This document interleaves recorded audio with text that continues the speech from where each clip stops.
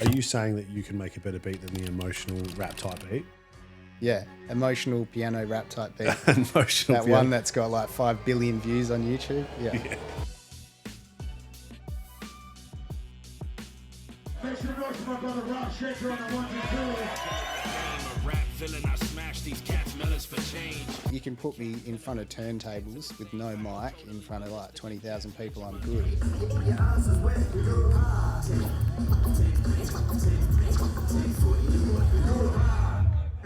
Give me a microphone and I have to like talk. Intimidating.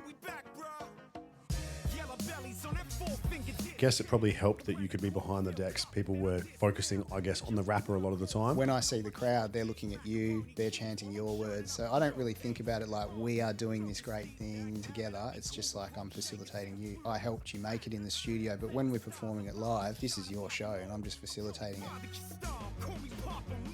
You know, you'd see people come in with trauma and they're making a song, and then after a few years they're doing well and they've got great things happening in their lives, and that was the thing that I really enjoyed. I remember thinking, oh shit, you can do a producer album as an Australian producer. And I was like, that's it, my goal from now on is to collect songs to do my own album.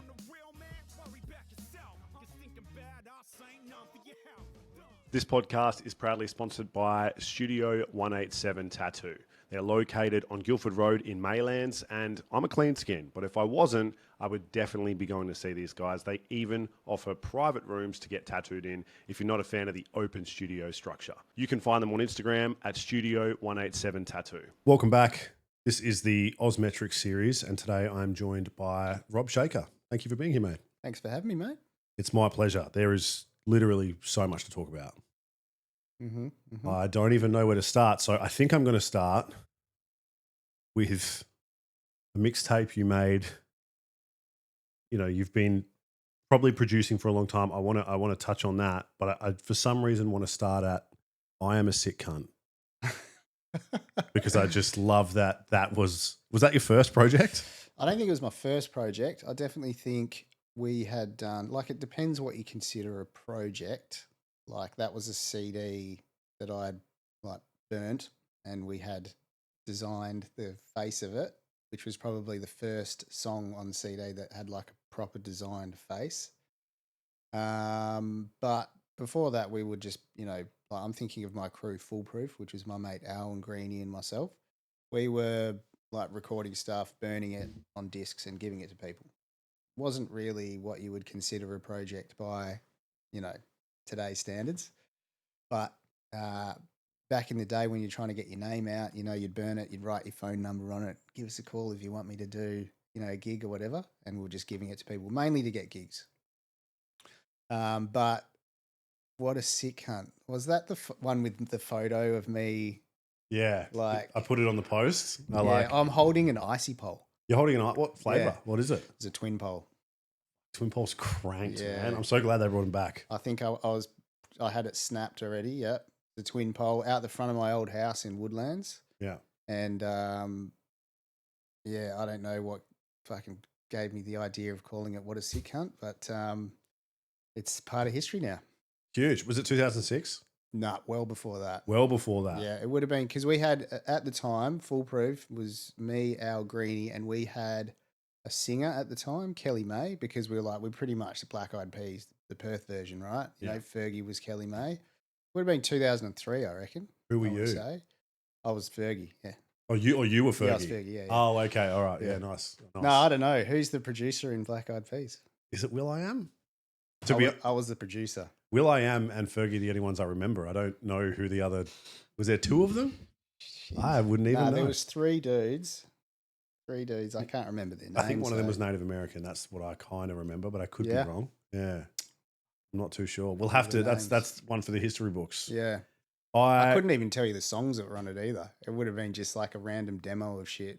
Actually, I know one of the songs was called Sex Scratch, and it was me. I had this battle record which had like just random orgasm noises on it, and I just like made this kind of 70s porn funk hip hop beat, and I just scratched orgasm noises, and at the end of it, I like the orgasm scratching gets faster and faster and faster as if it's a climax, and it went for about a minute and a half, which is probably accurate. Look, I was going to say that's inappropriate, but it's not as inappropriate as when you first said sex scratch. All I thought about is you just playing the decks with your dick. So it could have been worse. So if that was before 2006, then so when did you first actually study? This is such an annoying cliche question, but Yeah. when did you actually start producing? I would say dabbling in 99, 2000. I would have been year 12 in 2000. But when I say dabbling, the audio software that you got cracked or free with magazines at the time, Audacity and Acid Pro and things like that. And then 2001, I got Fruity Loops, FL Studio now, Fruity Loops 3. And then did SAE in 2003. So that's when I qualified and was an audio engineer. So 2003. So if you want to look at it as if when was I legit, would have been 2003, but dabbling probably 3 years before that. Okay, so what qualification? How long did that take you? It was Cert 4 in audio engineering, which was a year, something like that. Yeah, then, a year. It was a year. You went back and actually talked. Yeah. At was it TAFE or university? No, it was at SAE. Yeah, okay. Guest lecturing there. Yeah. And you went back and did a talk later on. Couple of times, and then they started coming into the studio because I just I was lugging all my shit in there, and and the classes were great. At one point there was pretty full auditorium with 60 or 70 people, and they were interested compared to the first time I did it where there was kids so yeah, I actually really got a lot from that, but I just the opportunity came my way. The dean of the school said, "Would you like to do it? You're one of the few people that actually studied here that works in the industry." And I was like, I'm not great with public speaking. You can put me in front of turntables with no mic in front of 20,000 people, I'm good. But give me a microphone and I have to talk. That was intimidating. So I was like, I'll do it mainly as a means to overcome my public speaking fear. And then within the first sort of 5 minutes of doing it, I'm like, oh, these people actually want to hear what I'm saying, and it was good. And then I did, I think, 2 more, and then they started coming to the studio. Yeah, okay. Well, it grows on you, I feel. Yeah. The experience, and when people are listening to you, and you're probably, I don't know what it was like back then. I'm sure it's not the same as now when you get to a point where you're passionate about something in your spare time and you annoy all the people in your personal life with it. When you come across people who actually want to hear it, you're like, ooh, cool. Yeah. So that's an interesting, the fear of public speaking is something that I can relate to. I think probably a lot of people can. Yeah. And it's probably pretty big in this industry. Some people are freaking out before shows. I imagine you've seen plenty of freakouts. There's a generally, I think the people that come in the studio that do their first shows are nervous, but for some reason, most of the people that are rappers genuinely are seeking attention. So they quickly overcome it compared to someone like myself that prefers to be a background person, which I think most people are just happy to sort of, not be seen publicly. And in a party, they're in the corner of the room. But rappers are always the alphas right in the front. So they want to be the person that's the center of attention. So Yeah. I know. And you ended up obviously doing so many shows, right? So to me, I'm kind of like, that must have been a somewhat still something to get over. I guess it probably helped that you could be behind the decks. People were focusing, I guess, on the rapper a lot of the time. But there still must have been an element of reluctancy initially, right? it's just doing a job, really. I always thought about it let's say you and I were performing and your lyrics, your song, your idea, I helped you make it in the studio, but when we're performing it live, this is your show and I'm just facilitating it. I don't want to make any mistakes. I don't want to do a bad job. I don't want to be too, hey, you're going, look at me and scratch over your verses, that kind of stuff. When I see the crowd, they're looking at you, they're chanting your words. So I don't really think about it like we are doing this great thing together. It's just I'm facilitating you. That's probably because of early on, DJing for people where I was basically I was subcontracted to do it rather than us being in a crew. If you'd ask someone like Bliss and Esso or Hilltop Hoods, Debris wouldn't feel like that. Debris would feel a part of the team more. But I think it's good to disconnect from it as well. Just thinking about what is it that I have to do to not make a mistake and do a good job. But on the downside, I'm probably not like, hey, put your hands up. Oh, I've never been one of those DJs. I just want to do my cuts, make sure I nail them just how they are on the record, make no mistakes, and then move on. Well, everyone can do whatever they like, and shouts to people for being themselves. But I actually find that shit really annoying when DJs do that. So props to you Fucking for not annoying. doing it. And that's why I am the way I am, because I see people doing it and they're dropping out words all the time, and you're confusing the rapper. You're scratching over their words. You're like saying, hey, make some noise for the rapper mid-verse. I'm like, brother, just let him rap, you know? You don't want to be that guy. You really don't. But that's most DJs. But again, the guys that started DJing, not producing DJing like I did, that's different. They're coming from a different place. They still want to be, hey, how you going? Look at me. No hate on that. Some people can do it really well, but you just got to know your place. Let the rapper do his job. You got your little section where you can scratch and everyone will look at you. This is true. And also, if you really want attention, just be a fucking rapper. Yeah. Right? That's right. That's what I would do. Except I was the opposite, and I was like, rap's cool, I want to do it. And then I started doing it, and then people were like, you got to get up and do that in front of people. And I was like, I actually don't like this. Did you not do gigs? I did gigs, but Yeah. I was just a nervous wreck, man. I just didn't like Really? them. You know what I mean? I don't think I enjoyed that aspect, but I probably didn't do enough of it. I probably should have pushed myself to do a little bit more. Yeah. But I just think that there's an element of wanting that experience that maybe wasn't there for me. I really liked making music. I just liked that part of it so much that the being on stage part, I guess, is what most rappers like the best, or playing shows. Yeah. But like there was like 10% of me that wanted to do that. Right. I actually just loved making music and writing, and I liked how things came out afterwards, and you know what I mean? And even then, like, we worked together, and then I stopped making music, and that was the first time I did 5 tracks over original beats. Yeah. I used to do so much jacked music that, like, once we finally did that, I think a lot of nerves came in, because all of a sudden I was like, now someone gives me a beat and I've got to, I feel like there's more pressure for it to be good. That's real common. Yeah, it's like, and even your beats, man, I was going to say this before when we were talking about instrumentals, like, just on a side note of like hearing your beats, I feel like they're too good. I hear it and I'm like, I feel like I'm going to sound like I'm doing like a webcam rap over this. I just feel like the beat itself sounds too good. Where I'll hear, like, you know this yourself, like, you go on YouTube and find one from like 1998 that's from Jay Dilla or something, and he makes amazing beats, but like the quality's worse. Maybe some of the techniques he used were a bit more simple at the time, or maybe he just, whatever he sampled is a really just like simple thing. And you feel like maybe not that I can rap over a Jay Dilla beat, but it sounds like I can be a bit dodgy over this. Yeah. It doesn't matter because it already exists. It's not like you're not having to create a masterpiece from scratch. And this is real common. What I've found is, over the course of like maybe the last decade, the way that rappers like to make music has changed from, you know, back in the day, I'd give you a catalog of 30 beats. And if I just made it and I've made it public, you've got like basically 2 or 3 days before they all sell out. Some of those beats are $300 and whatever dollars. So you're scrolling through it quickly, hoping you can find something you like, and then you quickly send the money, and then you're like, sick, I got this killer beat. Not ready to write to it yet. I've just put it aside. You put it on a pedestal, and then the chances are it gets wasted. So most of the time I'd be making these amazing beats and people would buy them. They just don't get they don't get used. So now, around that time when you get all these like free to use beats on YouTube, and it was like emotional type piano beat, and people were like, yeah, whatever, I'll just write a song to this.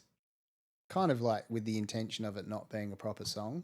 And then by the time they finished it, they're like, this is a fucking banger. They bring it to the studio, and I'm like, well, this is an easy beat for us to make. Why don't I just make something similar to it? Like, not completely rip it off, but make it my own flavor. And then it's an original thing. So instead of, you know, the blank canvas being my beat, it's just whatever they find, and then we recreate something to suit it. So best way to do it is like record their vocals over the beat they jacked, take that beat out, and then I just make a beat thinking about their vocals. And then 9 times out of 10, it's going to sound way better than it did originally.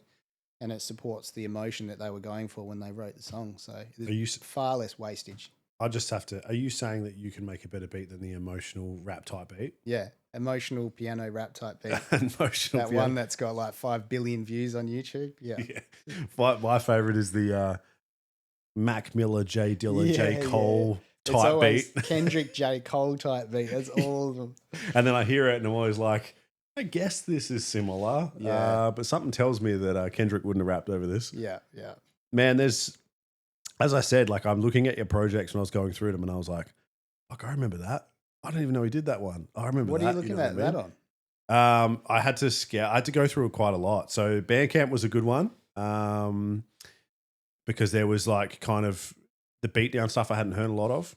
Mhm. And so obviously I wasn't able to go track 1 to 52 before this podcast. There's like a lot on that recent Right. one, the 2019 one, I think. Yeah. But then I had to go a little bit. What was that? What's the Discogs? Yeah, Discogs. It shows you all the. Yeah, that was one. And then Spotify's pretty good. It shows all the ones that you like had worked on. So you know, I guess I kind of want to go about getting to them in order, but there's a lot of stuff beforehand that I came across back in the day that I like wasn't aware of. And so, you know, we talked about the lectures and stuff like that and the mixtape, but then there was even some stuff where like I came across a photo of you and Matt Gresham. Yeah. And you'd done a show with him that was probably quite a while ago. I think it was like 2008-ish, 9-ish, maybe 10-ish. It was like that old, like, but it might not have been that old, but No, it I looked think it really was- old. Yeah. It looked like you were in like a hole or something. Could have been the style of the photo. That we did a project in, I'd like to say 2016, 2015, called The People, and we didn't want to put our names on it because at the time he was under like major label obligations, so he couldn't.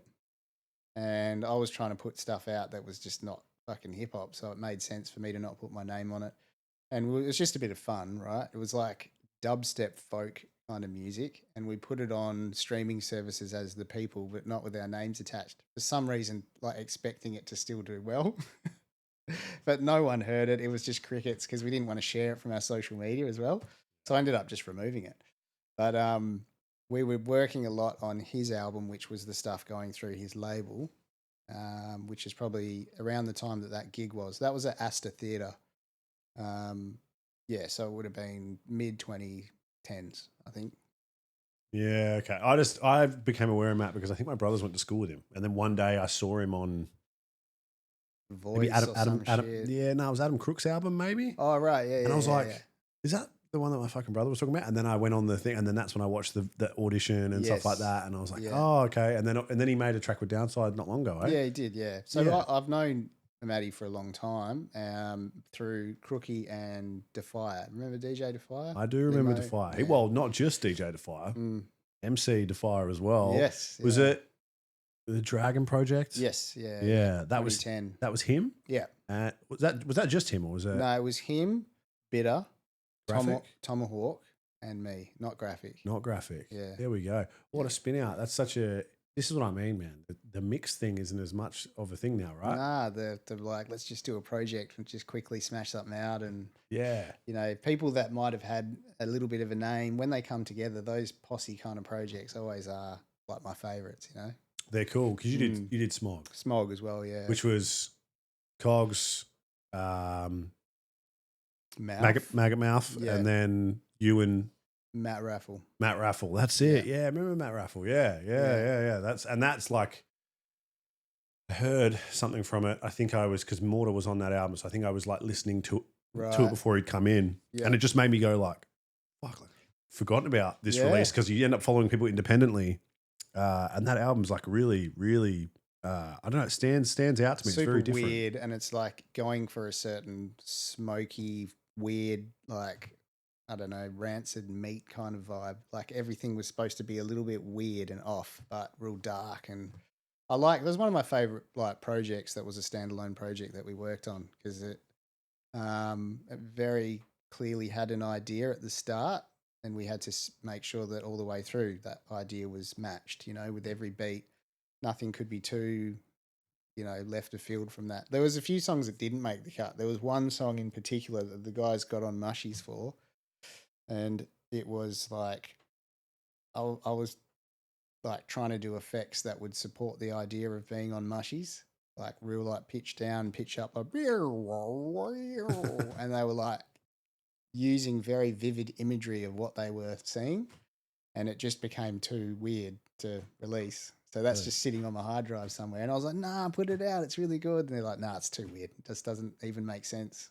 You know, like the words don't even make sense. Damn it. Yeah. That sounds like a cool, One day. it's a lost track. Yeah. One day I'll put it out.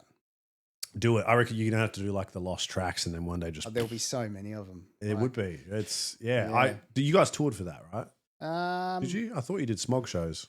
We did a smog show. We did a couple of smog shows in Perth. I don't think we did anything anywhere else.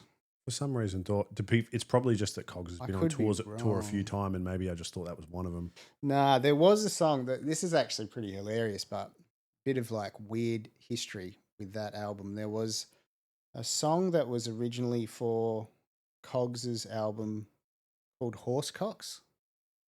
Really? Yeah. So the story goes. This podcast is sponsored by Achievement Apex. Achievement Apex creates some of the best barbells in the world, and they supply some of these barbells to some of the strongest powerlifters and athletes in the world. If you want an Achievement Apex barbell, you can go to achievementapex.com and use the code PortaPotty for 10% off any order that you make. Back when Daz was working in my studio, he was making beats, custom beats for people, and Sever came in one day. Daz had this plugin where you could actually, this is common now with AI, but back then it was weird. You could kind of type in words or sounds and make it form like words. You could type in the sounds and make it form words. And it was like a choir. So it was like, but then he would change it to, have you ever seen a horse's dick? And the whole song was made. And this little outro has that horse's dick phrase. Wow. And then Sev eventually couldn't make a song to it. Big surprise. And so when Cogs and Mouth were booked in to work on some smog stuff, Cogs was late one day. They had to make one more song for this album. And I played this beat because I knew Sev didn't want it. And Mouth's like, yeah, killer. I'm just going to write a 16 about horsecocks. And so he did that, recorded it, and then Cogs rocked up and he's like, what are we working on? And Mouth's like, this is the verse I just threw down, so you got to find something for it. And he's like, I've already written a 16. He's like, we'll just add to it, but write about horsecocks at the end. And the idea of it was like, you know, you might be able to put a snippet in the background. You'll be able to find it. It's off a Cogs album. And then they had to make a chorus about it. And then I had to scratch things. There's like a Ali G. I don't know if you remember the Ali G movie, and it's like, vividly. on to the end of a horse's phallus. And I had to scratch that. That's awesome. Yeah. So anyway, that's not the story. The story is, oh shit, when we were pressing the Smog album, we were getting them lathe cut. The guy that lathe cut it made heaps of mistakes on them, and people were asking for refunds. And he goes, I tell you what I'll do. I'll lathe cut a 7-inch record, whatever you want, and we'll give it to all of the people that lost it, that had damaged ones, and you give it to them for free. I'll do it for free. So we chose that song. As time went on, he ran out of the 7-inch stock, and then he started doing 10-inch ones. And then there was like clear 12-inch ones, white 7-inch ones, because he was just finding random stock of vinyl and cutting it. And then these became super collectible because they were like so limited, and there was different sizes and things like that. And if you look on the vinyl forums, there'd be people going like, hey, I've got a 7-inch horsecock. Has anyone got the 10-inch horsecock? I've got a clear, and all of this commentary about it. wow, which was kind of made worse because it was funny. And if you go on like Discogs now, they're worth like hundreds of dollars because of that like limited thing. And I think about that story now. And when Daz first made that beat, that he just randomly chose to put those words in, and it inevitably became super valuable lathe cut records. Well, Morgan, you've got everything you need to there. When you put an edit together for this, mate, I want to see horsecocks all over it. Don't cut anything. Just cocks everywhere. All right. That's wild. That's because I did actually speak to Cogs about this, and he was saying that some people have like sold shit on eBay for like ridiculous amounts and stuff like that, which is just wild to me, I guess, because it's crazy that but as you said, now you've explained it, that makes a lot of sense because there's certain things that have songs on there. Or I just find it interesting, right, that he was switching through all those. There must have been like maybe only a certain amount of is there like the rarest one? 7s, 10s? Yeah, I actually counted how many we did at one stage, and if you go on the Oz Hip Hop Vinyl forum, sorry, not forum, Facebook group, I listed how many of each, but some of them were like 8 of them, 10, 12. There's hardly any of them. And some people just made it their goal to collect every single one. So they were buying them for like $300 each, you know, just so that they had the 7-inch black one, the 10-inch clear one, and the 12-inch white one. Wow. Which is a little backwards, but yeah. Wild, yeah. That's crazy. I didn't have horsecock on my list, so I'm really glad that came up organically. Maybe I forced the conversation in that direction. No, I'm glad you forced it. Sometimes that happens, you know. I mean, it gets forced. The Smog project was mad, and then I know that you had done a similar thing. Well, I don't know if you worked on the whole thing, but you worked on like most of LSD's album, right? The Off the Grid one. Yeah, all of it. All of it. Yeah, sure. I thought that you did. Yeah, because it's. What was the song that I'd have to look at it, but there was a song I'd heard off that I used to listen to all the time because I remember the album cover. Then going back and listening to it, I was like, oh, it's this one. But I originally had come across Good Times. Yeah, yeah. Fucking hell, I've thrashed that. Is that the first song you heard of his? No, the first song I heard was off Australian Hip Hop Sports Canteen. Yeah, right. What was that called? The one with the missus. Yeah. Self-Destruct. Yeah. Banger. Very good song. Yeah. But Good Times was like, to me, it was like everything was, I heard it was like, this is perfect, right? It's like the beat's stupid. The beat's like so all over the place. You know what that amazing. sample is? Surely. No. Hey, Big Spender. Let me show you a dun, dun, good times. Hey, Big Spender. Is that really the sample? Yeah. Wow. I haven't listened to Hey Big Spender on my own for quite some time, so maybe that's why I wasn't aware Bullshit. of it. Yeah. All right, you got me. All right. When no one else is in the gym, the lights go off. No, but samples are amazing to pick up on, man. Like that's one I wouldn't have noticed, and it really worked. Yeah, that sample really worked. That's sure. because and then it just allowed him to go stupid because LSD has to have probably one of the oddest flows unimaginable. Definitely. I've never heard anyone. It's like he's falling over and then catching himself every time. Yeah, it basically like stumbles and then snaps on time. Yeah, the way that you meant, you explained that really well. Like you can imagine a drunk person stumbling and then most of the time they face plant, but he always miraculously lands on his feet at the end of the snare. Yeah, it's crazy. Wild. I've never heard quite a lot like it. But so what's the go with that project? He's not from Perth, right? So did he? He used to live in Perth, but now he lives in Geraldton. And yeah, I don't think he came over a few years back. Just like super healthy now, and you know, as we all sort of tend to become in our 30s and 40s. Yeah, he's got a couple of kids and just living life. But back then, he always had this kind of like push and pull with hip hop, this love-hate thing where, as I'm sure you can understand, the scene itself and the people in it can kind of make it quite difficult. It can be a bit toxic and, you know, everyone's better than everyone else in their own mind. And which is a shame because, you know, I always come from very positive, uplifting, trying to help everyone out point of view, but I'm not a rapper, so that doesn't really apply. And so he saw the bad side of that. And it's just a shame because he's always been one of my favorite rappers in Perth, you know, but I do think like his downfall in terms of like success is that he's so technical that you have to be yourself an unbelievable rapper to just even understand it. Most of the people that are everyday listeners can't fathom what he's doing, you know, like, if you actually read his lyrics as, you know, we probably couldn't even keep up, but if you read his lyrics just as a poem, you would understand how technical he is and then listen to the way that he delivers it and, you know, the flow. It's just insane. Like there's not anyone really as good as that, I think, with the way that he does it.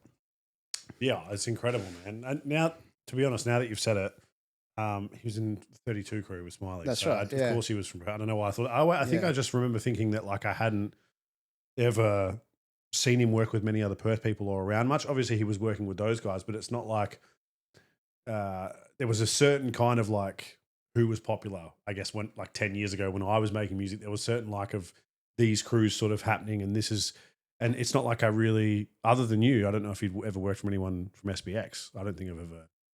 He might have, but I couldn't say there's a track that I'm aware of. He did a track with Bitter on his album. Which album? The recent one, I can't remember what it's called. Oh, that's yeah. So Off the Grid. Off the Grid is that's got Bitter and Chase and. Oh, I listened to this song. What's the English guy called? His favourite rapper from the UK. Can't remember his name. No, I listened to this one. It's I don't have it on here. I know exactly who you're talking about. Yeah, Life MC. Yeah, okay, and that's a beat I produced as well, which was a Cake sample. Where do I remember these things? Cake. Yeah, Cake. You know Cake? Cake. He's going the distance. He's going for speed. You know Cake the band? I reckon if I heard the song, I'd probably know it as well. This whole podcast is going to be Shaker. I'm singing samples that I've used. Singing samples. You could just maybe like chop them up into a mega reel. Yeah. Morgan? Yeah, there's more. Yes, slash out. Jamie, pull that up. Yeah, dude, that's I spun out about that because of Chase. I remember back in the day, I was super fanning over Chase, and I had like a 3-hour conversation where I could imagine he probably felt like he was being held hostage because we ended up talking on the phone, and I was just asking him all about battles, and he was like telling me all the behind the scenes.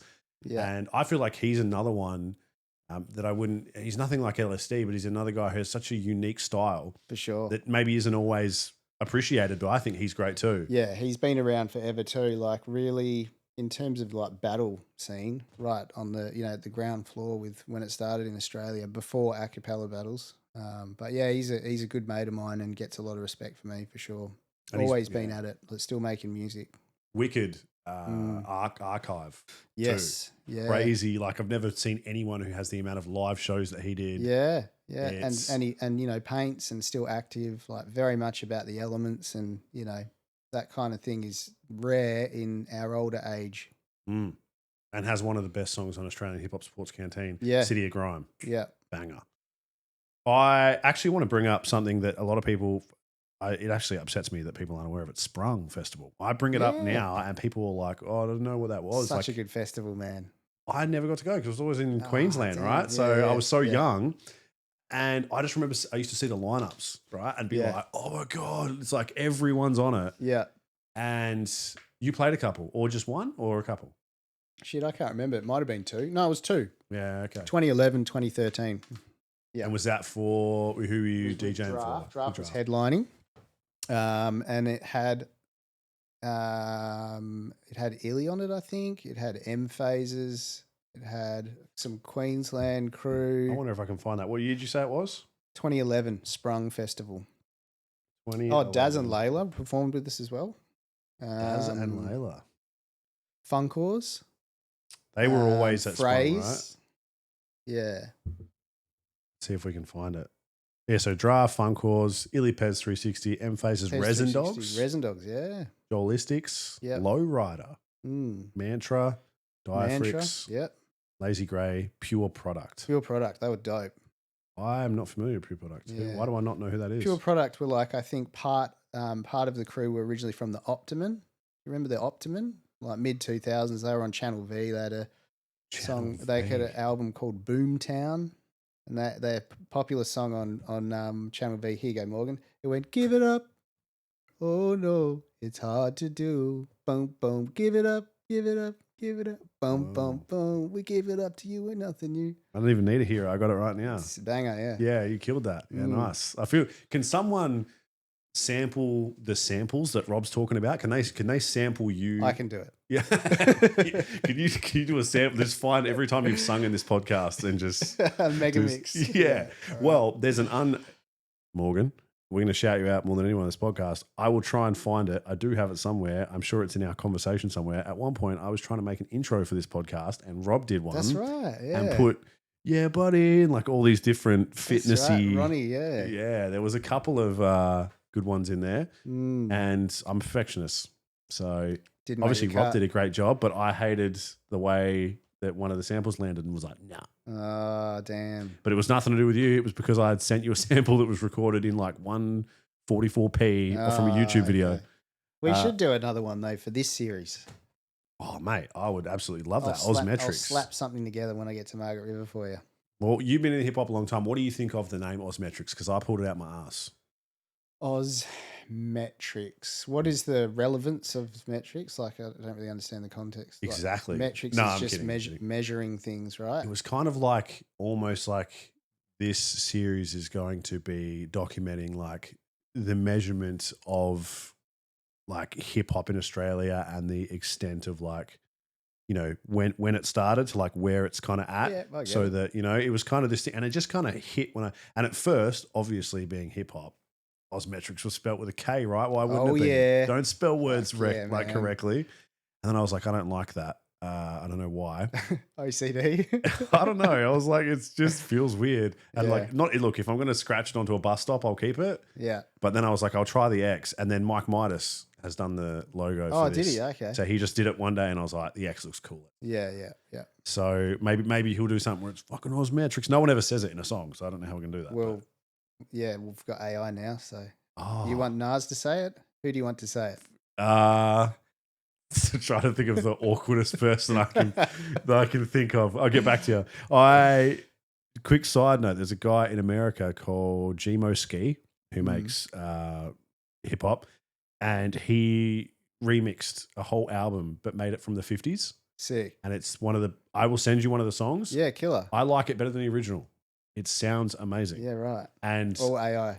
well, it's like sounds like it's from the 50s, but he's literally talking about like gats and shooting people. Sick. And apparently someone in the comments was like, I showed this to my grandma the other day. She says she reckons she remembers it. I was like, I bet she does. Man, I cannot talk to you without talking about this release. This release goes hard. Mm-hmm. One of my favorite CDs of all time, which I do have. You'll recognize it. Yep. The Banger. fucking intro on that, man. I Yeah. mean, your work on it, but the intro. Yeah, I don't think I did much apart from the intro. I thought you did one other song. Maybe but I I could did. be wrong. Yeah. Yeah. I lost my copy of this, man. Like, that is such a huge part of WA hip hop history. And I remember when there's a Creed Birch beat, and I remember when I was tasked with doing the cuts on it. I'm like, you guys realize this is like 140 BPM. Like, this is going to be really fucking hard to do cuts on. And I was dealing with Aero D and Cortex about it. And I'm like, so your options are I can either scratch half time or double time. Like the double time one being ill, recognize ill. Or like ill, recognize ill. And so we ended up doing like a combination of both. But it was difficult to get over the line. But yeah, I had to make it work because it's just a banger. It had so many good tracks on it. And people at the time that weren't well known. But the songs were all so solid that yeah, definitely had to make it work. 100%, man. I feel like I used to like Creed Birch a lot back in the day. Actually, Yeah, he's killer. he used to be called Drunk, eh? That's right, Drunk One. Yeah, Drunk. Yeah. One. I love that. I love Yeah. that as a name. Just Drunk. Same. It's like I'm gonna come out. Yo, what up? I'm MC Pot. Yeah. Stoned. I'm MC Stone. Do you know what? Shout out to MC Stone because you know there's one out There's there. definitely one out there. Yeah. There is one out there. Because That drunk is like the normal word for it. It's not like maggot mouth or, you know, exactly. plastered. Yeah. So like stoned. Stoned. Yeah. MC Weed. It's I love that. You know for a fact there's a guy out there. Oh, there actually is. There is a rapper called Cannabis. Yeah, There you of go. course. Yeah. But he took an N out because I don't know why that made. Can I bus? Can I bus? Yeah. He has one of the most questionable lines of all time in second round. You heard his diss track? What is it? He says, I can't say one of the words, but he says, what did he say? I'm trying to remember how he says it. I think it's can't nobody eat a, I'm going to say motherfuckers, ass like me, I think, in one of the lines. And I think he means it aggressively, but I just can never hear it that It's way. a weird flex. It's a strange flex. Yeah. You know, it's like, hey, man, I can really toss the salad. Don't get in my way. I have to bring this up. You're Magician of the Year, 2011. Yep. So it's crazy too because it doesn't look like you on the poster. Yeah, no, that's definitely me. That's it. Yeah. I mean, you look like maybe you had a good fitness regime or something at the time. Nah, just no, it's all me. That's all you. It's all me, yeah. So are we going to look forward to your next album release? Now You See Me, Now You Don't, or are we going to have this happen? That's all. To be honest, this magician Rob Lake, is one of the only reasons why I actually have social media still. Really? I would have closed social media probably a few years ago if it wasn't for trolling this magician because he's a little bit on the spectrum. No hate towards him. He does a great job. He's a fucking fantastic magician. Magician of the Year 2011. Of course. You know, so he's doing big things. But whenever you see like an interview with him, he has like the fully rehearsed lines. And you can tell when they ask the question, even if he's not answering it exactly, he just blurts out these answers. And they're always the same. It's like, yeah, I've been a magician ever since I was a kid. And I've always wanted to do it. And you're like, oh, God. This podcast is sponsored by Test Australia. If you plan on using or are currently using performance-enhancing drugs, it is very important that you make sure you are doing so, having them been tested before you use them or while you are using them to make sure that you take care of your health. And you can also recommend that the people around you do so as well. Go to Test Australia on Instagram to find out more about the details on how you can test your current performance-enhancing drugs that you are using, or you can find out more about testing other compounds or things that you are putting in your body if you would like to make sure that you take care of your health. So what actually happened was back in the day, one of my friends went to Las Vegas and saw this huge billboard and it said, "Who's ready for a night of magic with Rob Lake?" And of course they were like, "Oh, this is classic." Took a photo of it, tagged me and my now wife in the photo, you know, like, "Cos, are you ready for a night of magic with Rob Lake?" And then I was like, who's this guy, Rob Lake, that's a magician? I started following him and then just started trolling him ever since. So, like, I would comment on his photos where other people have commented on them, but say slightly obscure, maybe weirdly, you know, it could be perceived as a little bit weird or off. And then people reply to me thinking that I'm him. And he deletes the comments and he's blocked me before on things. I think he's blocked me on Instagram at the moment. Oh. But yeah, just trolling him and like sharing his things. That's a shame. I was wondering if you'd spoken to him. No. I don't even know if he runs his own social media, but Is he quite popular? Is he? well, like he has like sold out shows in Las Vegas. Wow. Yeah. So he's got a lot of followers. Yeah. I watched it. I watched one of his like shows on TV once.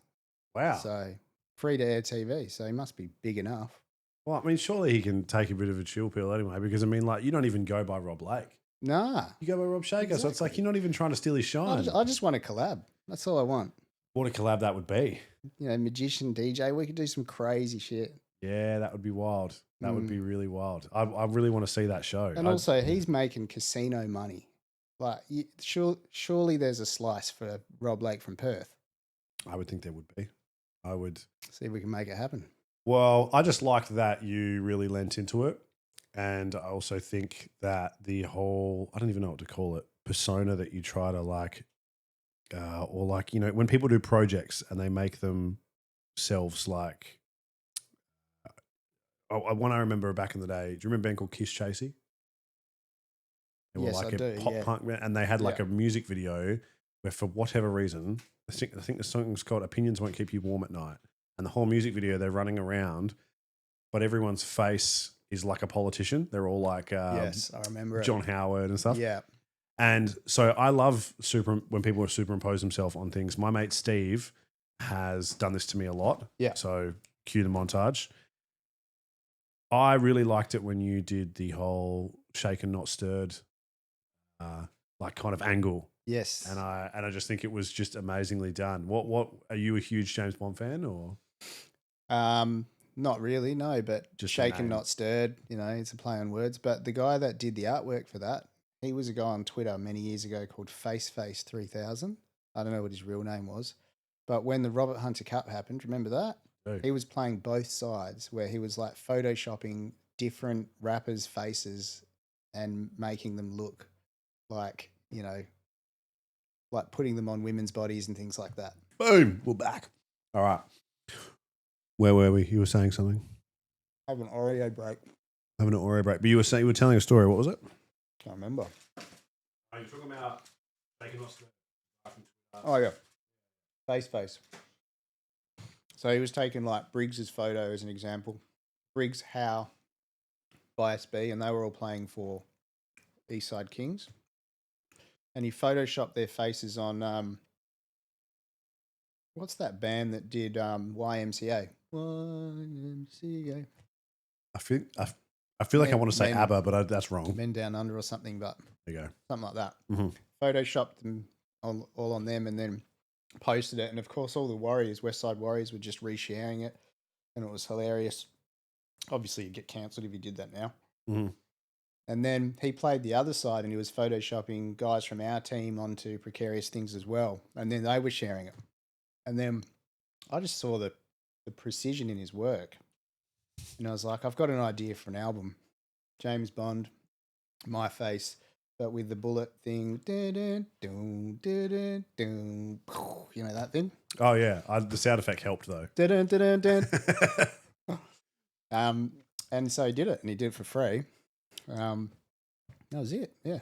And is that that's probably what really sold the missus that you have now, right? Like she saw that and was like, "This is the guy." For sure. Yeah. I can't wait to see you in the suit. Guy, and then saw me in real life and was like, "Oh fuck." Can you just be the photo? Could you dress up in a suit often, or are you ever in a suit? I don't own a suit. Ah, people are lucky I wear pants in the studio. To be honest, I'm glad you're wearing them now. Yeah. You know what I mean? But if you weren't, then I guess I wouldn't be, and it'd be even weirder. But Rose has just told me apparently these jeans are popping. So they're good for colour. Popping. Thanks, man. That's important. I wanted to ask about that because that was where I heard. Well, that's not where I heard it. I heard it on YouTube, but that's Good Times was on that. Yeah. What we were just talking about before. Yeah. And that was like a collaborative kind of album, right? Like, so there were songs on it that were actually from other releases, and it was, yeah. So everything was produced by me on certain people's projects, remixes. And when I started, it was a 2010 thing, but when I was touring with Draft, it was real common that all the people that were a part of the touring party would have their own releases that they would try and hustle. So I got 500 of them made up just on cardboard sleeves. And after every show, there was that little moment that we could throw them into the crowd. But I didn't think about it at the time because Bitter had Isolation and he had these really nice digipacks that were like soft edges, but mine were these cardboard sleeves, and if you peg them, they just go. Like, saw a few people cop them in like places. Fortunately, no lawsuits. And there was lots of them after the show that people just like crushed them. Jesus. But that was the idea of it. It was just to put my name out, and it was like DJ mixtape. So basically, all mixed and blended into one huge, set. Yeah, and it kind of like I sold out of them, or I gave them out, and then had no other ones. But people always ask me for copies of that, and I should put it up on Spotify and things like that. But obviously, I can't because they're people's songs that are already released on projects, so there'd be copyright issues and stuff. So it's just one of those things that was. I think you can still hear it on Bandcamp, can't you? That's where I was listening to it. Yeah, so you can hear it on Bandcamp, and then the physical copies are all trampled on.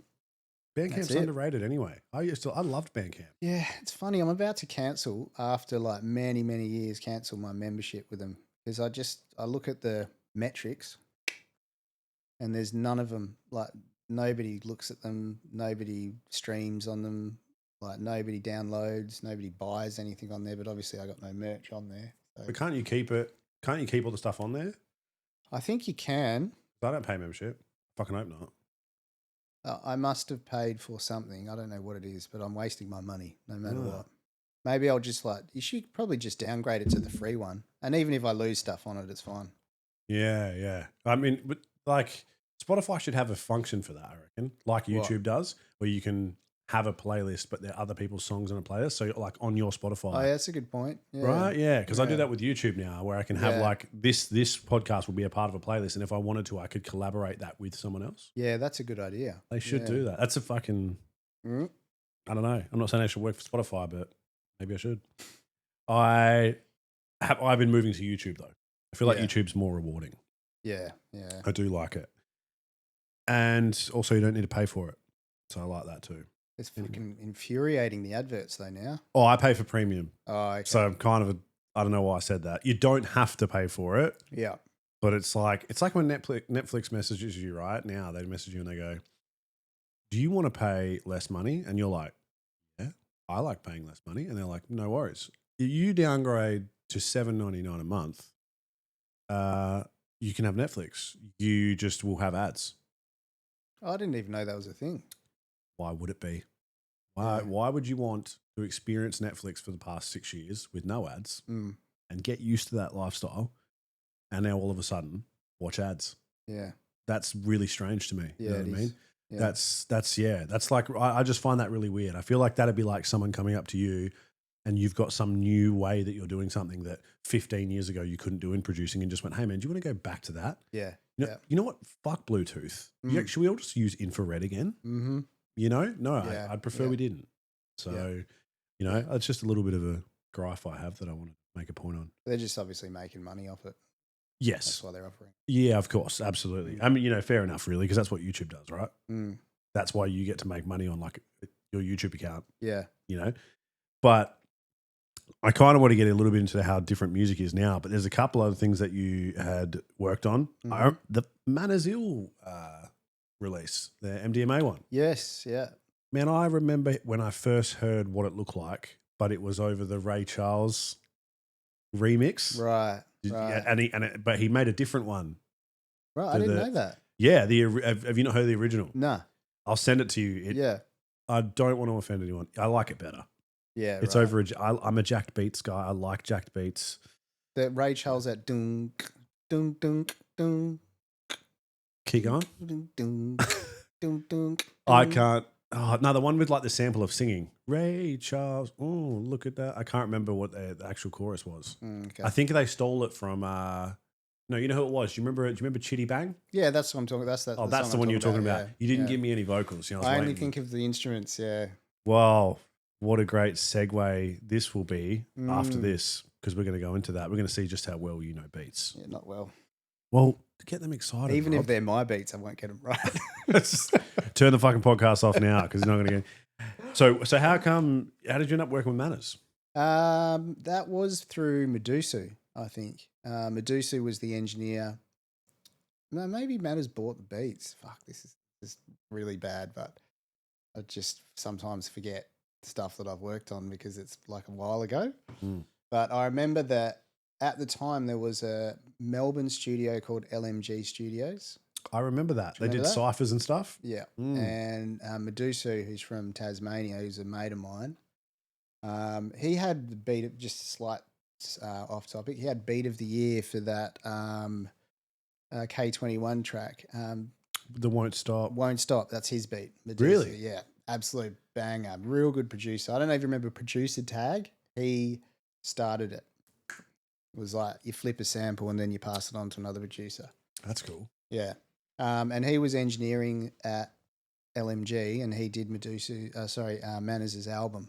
And I can't remember how I got a beat or two on the album. Or I can't remember what I had on the album. Yeah, I feel like you worked on 2 or 3 on it. That's what I remember because I just tripped out when I saw that you'd worked on it. Yeah. So I remember the release. Yeah, but it was like not a huge involvement. I mean, the reason why I forget these things is because at the time my own studio is just teeing off and I'm doing heaps of full projects on it. So when I'm asked to be involved, like a part involvement in someone's project, I'm always like, yeah, cool, here you go. That's all you need. And then you send them stems and then you just forget about it. And then, it's a finished product and you're like, this is cool. I got the CD. Put it in the stockpile and keep going. Yeah. Do you reckon this would be similar to like, have you ever seen Law and Order SVU? Probably. The Law and Order SVU, the Special Victims Unit, and they have the doom doom. They have like that thing. Doom doom doom doom doom. Yeah, right. Yeah, right. Yeah, right. Dick Wolf, right. Do you reckon that the guy that did that, or female, right, could have maybe? Do you reckon they just did that and then went on living their life? But then, like that sample had been because if you've watched the show, every single time the scene changes, they use that. Right? Yeah. Do you reckon that person's just living off sweet fucking dun money? I don't know. Do you reckon he would have been smart enough to cut a royalties deal, or he just got paid like $2,000? Yeah, and that was it. Yeah, who knows? Yeah, probably got fucked over, or she right could have got fucked over massively. Yeah, now like people sample that because I've heard people remix that thing and do like TikToks dancing to it and shit, and he's not making any money off it. Imagine that, you're just walking down the road and you just hear dung dung, you're like, fuck, god damn it, I lost everything. Yeah, look, I would say he got paid out for it. I'm researching the shit out of that. We got to know what happened to the dun dun guy or girl. But yeah, that'd be interesting. I have to know. Well, we're gonna do this because I've got some beats on here, and to be honest, I found one and I was like, I've never fucking heard this. So let's do it. Let's put. I know. Look, I don't want to make you feel like you're at work, but we got to put. Let's go. Oh, okay. And then we were. I'm going to try and play you. Ooh, there's some really annoying. This has probably got too loud a volume on it. Do I just control that myself, or you probably can? I can turn your headphones down on here. Yeah, do that. It's gone all quiet now. It's super loud. Is it super loud? Yeah. What about now? Still super loud. Okay. Oh, hang on a second. Oh, That's what. Is that better? 2-2. Yeah, it's still loud. Is it better? Still loud. What about now? Still loud. Like really loud? Pretty loud, yeah. 2. What about now? I don't feel like you're adjusting the volume at all. You fucking with me? I'll just turn them down in here. Okay, turn it down on there. It's probably that Tim's used them. I got sensitive ears. I imagine they would be after all the work. Right? Yeah, okay, that's better. Let's have a look. So it was you, not me. Nice. Okay. So what we're going to do, right, is if you can tell me what the beat is, you can have another Oreo, which you could add one anyway. Right? But let's see how the sounds come through. Right, there we go. There's a little nice one there. That's if you get it right. Okay. And if you get it wrong. All right, there you go. That's the Yeah, look. I was waiting for a bump bump. I think it's a compilation. Hold on. Oh. There we go. So you're really. Hold on. Is there more? You suck.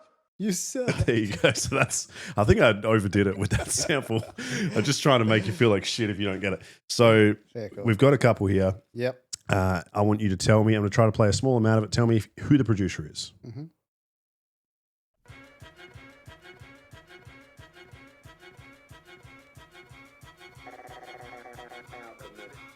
Alchemist.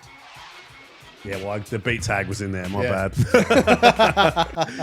To be fair, that one was already loaded. Can you play the You Suck for yourself? So I fucked up on that one. That one was technically already loaded into the pad because Max Jane freestyled on it. Yes. I didn't hear the success one. Did Morgan, edit that out. Jesus, you know what? You suck. That's for me. There better not be any other ones in here. All right, let's have a look.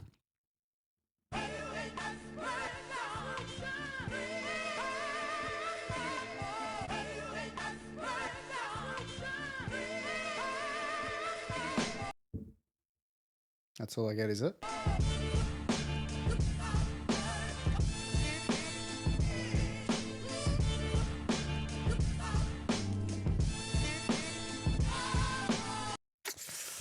That's a tough one. I've got no idea. I'm normally going off drums.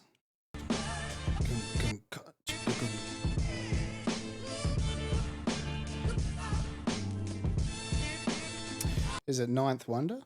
No. Who is it? Hey, Smokey back here taking a shit. Oh, brother, this guy stinks. I'll leave it.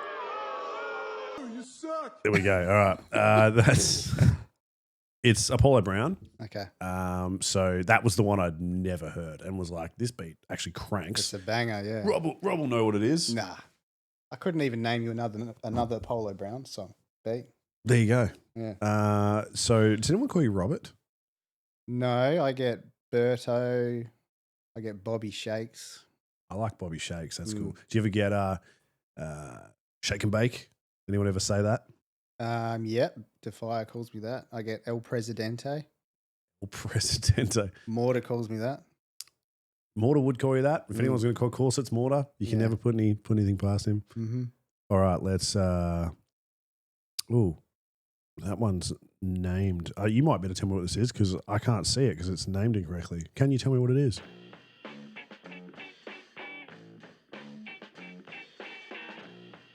I don't reckon I'm going to get any of these right, eh? Oh, I reckon you will. Just Except I believe for the first one.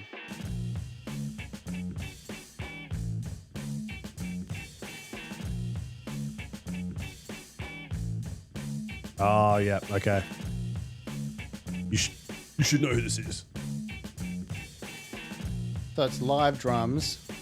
It sounds like something that's like old Aussie hip hop like Butterfingers or Resin Dogs or something like that. This is about as much as I can get from it. I'll give you one more chance, but it's not Australian hip hop is my clue. Okay. But you're right with old. It's old. Came out 2004. Last clue. 2004. It sounds like something that Lyrics Born would rap on. Mad Villain. Mad Villain. So, okay. yes, MF Doom. All right. I'm not going to play the You Suck because it's like pretty extensive, but like you guys know. Yeah. You I guys know. suck. Yeah. I'm so worried this is going to be another fucking beat tag. I It's hope like so. Rob Shaker. You're like, fuck. I don't have beat tags. Of course not. Of course not. All right, here we go. Whatever goes around comes around. Every lifetime is a lesson. This is what I find. No matter who you are, gonna have your ups and downs. Whatever goes around comes around.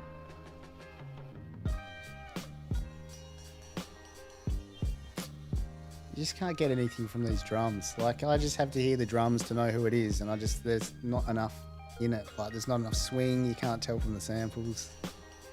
And it's like 60s, 70s soul, so it could be like any producer. 60s, 70s soul type beat. Nah, I've got no idea. I told you I'd suck at this. Just throw one at me. You have to answer. Okay. I know it's not, but Dilla. No. You suck. No, it's Ninth Wonder. It was Ninth Wonder. It was Ninth Wonder. It yeah. didn't sound like Ninth Wonder drums, but there you go. Look, unless some YouTubers name this wrong, but I'm pretty sure. Last one. This is probably the hardest one, but if you get it, I'll be.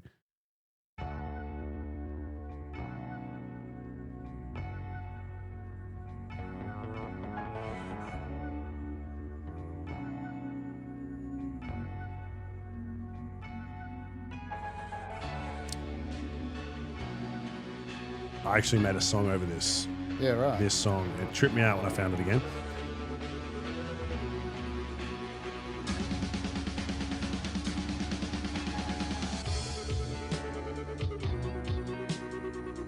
It's just so unique. How could you know if you don't know the song?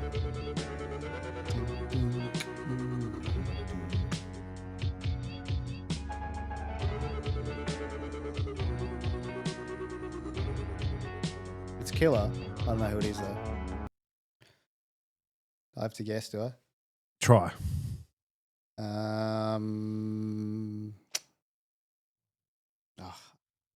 Just a stab in the dark at this stage, isn't it? Pretty much. Couldn't tell you. Q-tip. LP. All right. Yeah, I definitely wouldn't have got that. I didn't want to pick super well-known ones. I feel like I I didn't. still would have got those wrong. Well, here's the thing. I said about Australian hip hop lyrics, and then you were like, "I'll fucking get those wrong too." Yeah. Well, it's not as it hasn't. Shout outs to Matty B. It can't be as bad as Matty getting his own ones wrong. Yeah, So, yeah, cool. Yeah. you can take this off now. Yeah. Job's over.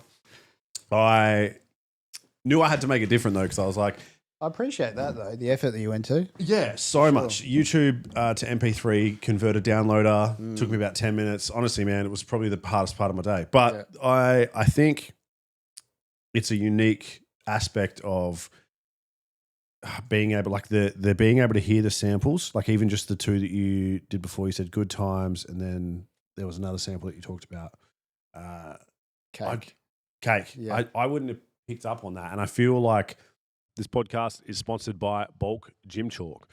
Do you struggle to hold onto your deadlifts? If so, it can be very important to make sure that you have good quality chalk and access to that chalk. So go to Bulk Gym Chalk. You can find them on Instagram and get yourself some good quality chalk so that you can make sure that you can train in the gym and get the best out of your training while doing so. Do you remember Rhythm Roulette? Yeah. Yeah, that was like a really cool That was killer. Yeah. way to just see I'd love people. to do that.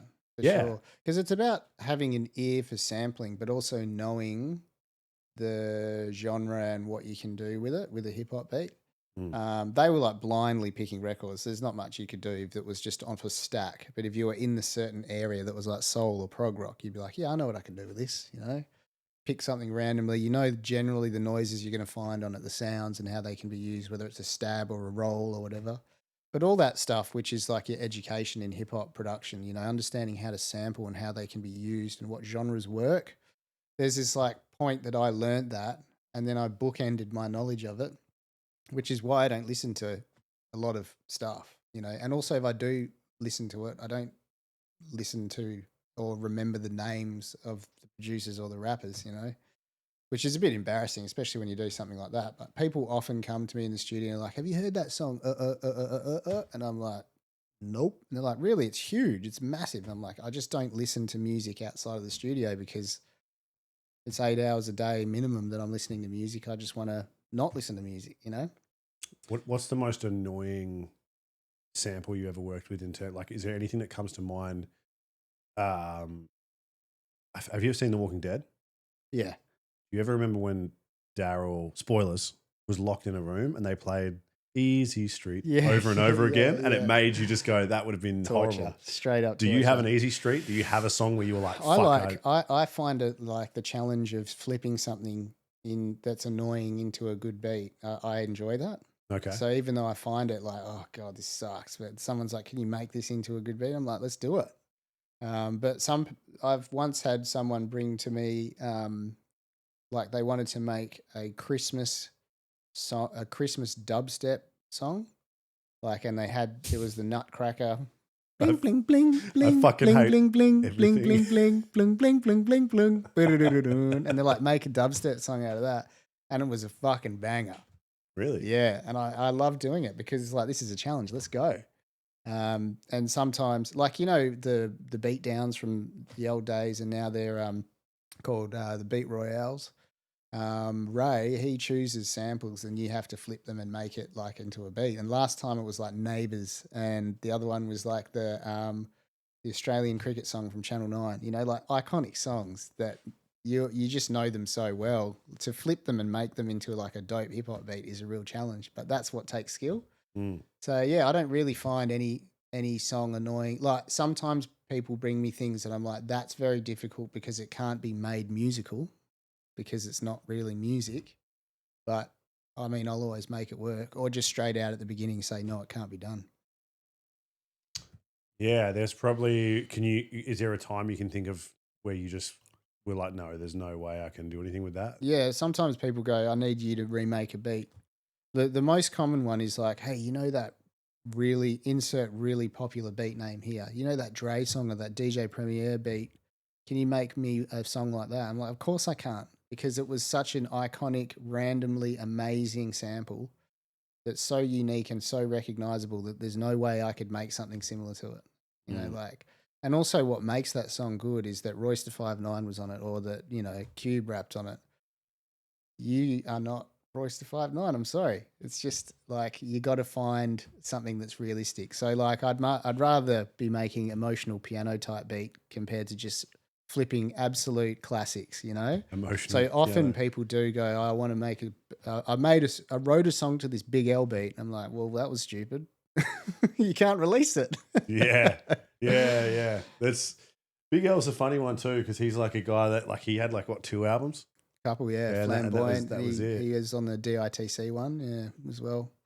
Just anyone who, if you're not someone, I speak to so many rappers who have not listened to much Big L. Yeah. Go and listen to Big L, and it'll make you realize that dude had multis down packed way before anyone else did. Fuck all the glamour and glitz. I plan to get rich. I'm from New York and never was a fan of the Knicks. Like, the guy was just like ahead of his time. That's Crazy. a good point you bring up. Most of the generation these days that grew up on your trap and your drill and your grime and all that kind of stuff, they may or may not respect the greats, but whether you do or don't, you should go listen to people like Big L and Nas and understand where the poetry came from, because the thing that's amiss with modern rappers is they're so literal. They don't understand how street language played a huge part of hip hop early on, because you don't talk about the things you do, but you can dance around the things you do and use different words to explain it. But now people are like, I walked down the street and I saw a guy, so I shanked him. You know, like, Yeah. Maybe you could come up with a more cryptic way to say that, brother. Like, Yeah. All their and it's all double time too. yeah, fuck, double time. Look, as a guy who loves fast rap and did a fair share of it when I was making music, Yeah. feel free to chill out on it a little bit. I feel like there's a level of me and Mortar talked about this a little bit. It was like about structure. Some people are like scared to leave space. Some people just want to be 100%. like, blah, blah, blah, Always blah, blah, blah. happens. People are like, hey man, fill that gap with a delay and a big reverb thing, and I'll put 3 ad-libs in it. I'm like, why, bro? People need to breathe. Like, it's Yeah. very natural to breathe. Just breathe and let it be a breath. Fucking oath. Like you listen to a song like, was it called Today Is a Good Day by Ice Cube and stuff like Yeah. that song? And there's like so much space, man. yeah. It's like, and it made people vibe to it. For sure. You mentioned this before, right? Someone like LSD. Mm. From a technical perspective, I love that shit. Yeah. But you're never blown away to hear what gets popular or what people are listening to or vibing to. It all has so much space in it. Yeah, that's you right. never hear any of these. I think it's one of the reasons why, like, so I've got this is my controversial thing. I don't really like Snoop Dogg, right? Yeah. But nothing against the guy. He's clearly talented. But when people talk about him in like top 10 rappers, I'm always like, No, he's not a rapper's rapper. whoa. No. He's a personality that's hilarious and stuff, but Absolutely. Yeah. But this is why you could do a menu log rap. yeah. Right, because it was like he has a style where there's like a lot of space, and he's never trying to go crazy on a beat, or it's Yeah. all very simplistic. People understand it, like you said. The interesting Yeah. thing you bring up though, but when you look at a rapper in terms of technical ability, one thing that people often don't factor in is how relatable their music is and how easy to digest it is, because that is a form of technicality. That's a part of what makes you good. If you can maybe simplify something, or you've got a great style like Snoop. Perfect example is Hunter. Hunter was by no means the most technical rapper. Everyone loved him because he was like a people's person, and he was very relatable, and his music spoke to people. But you know, you would never put him in GOAT status or top 10. But you know, I consider him to be, in what he did, better than anyone, you know, in relatability. And I think Snoop Dogg's not like that, but he has his own thing, and it's partly his personality, just like Hunter's was, you know? So it's a part of skill, a part of the skill of being a rapper. Yeah, I know what you're saying with that. There's a lot of people where Australian hip hop's colourful in that regard. There's Yeah. people that are just like ridiculous, like weapons. Yeah. LSD is like a good example. Then you've got Layla's a good example. For sure. Just like Just tears shreds off everyone. Yeah. no idea what her level of education, but I just listened to and I'm like, I've never heard some of those words before. Like her vocabulary was incredible. For sure. But then you'll hear, obviously there's a lot of barbecue rap, right? Of guys who just sounds like they've like never really been around a dictionary. Yeah. And it's lots of the same words.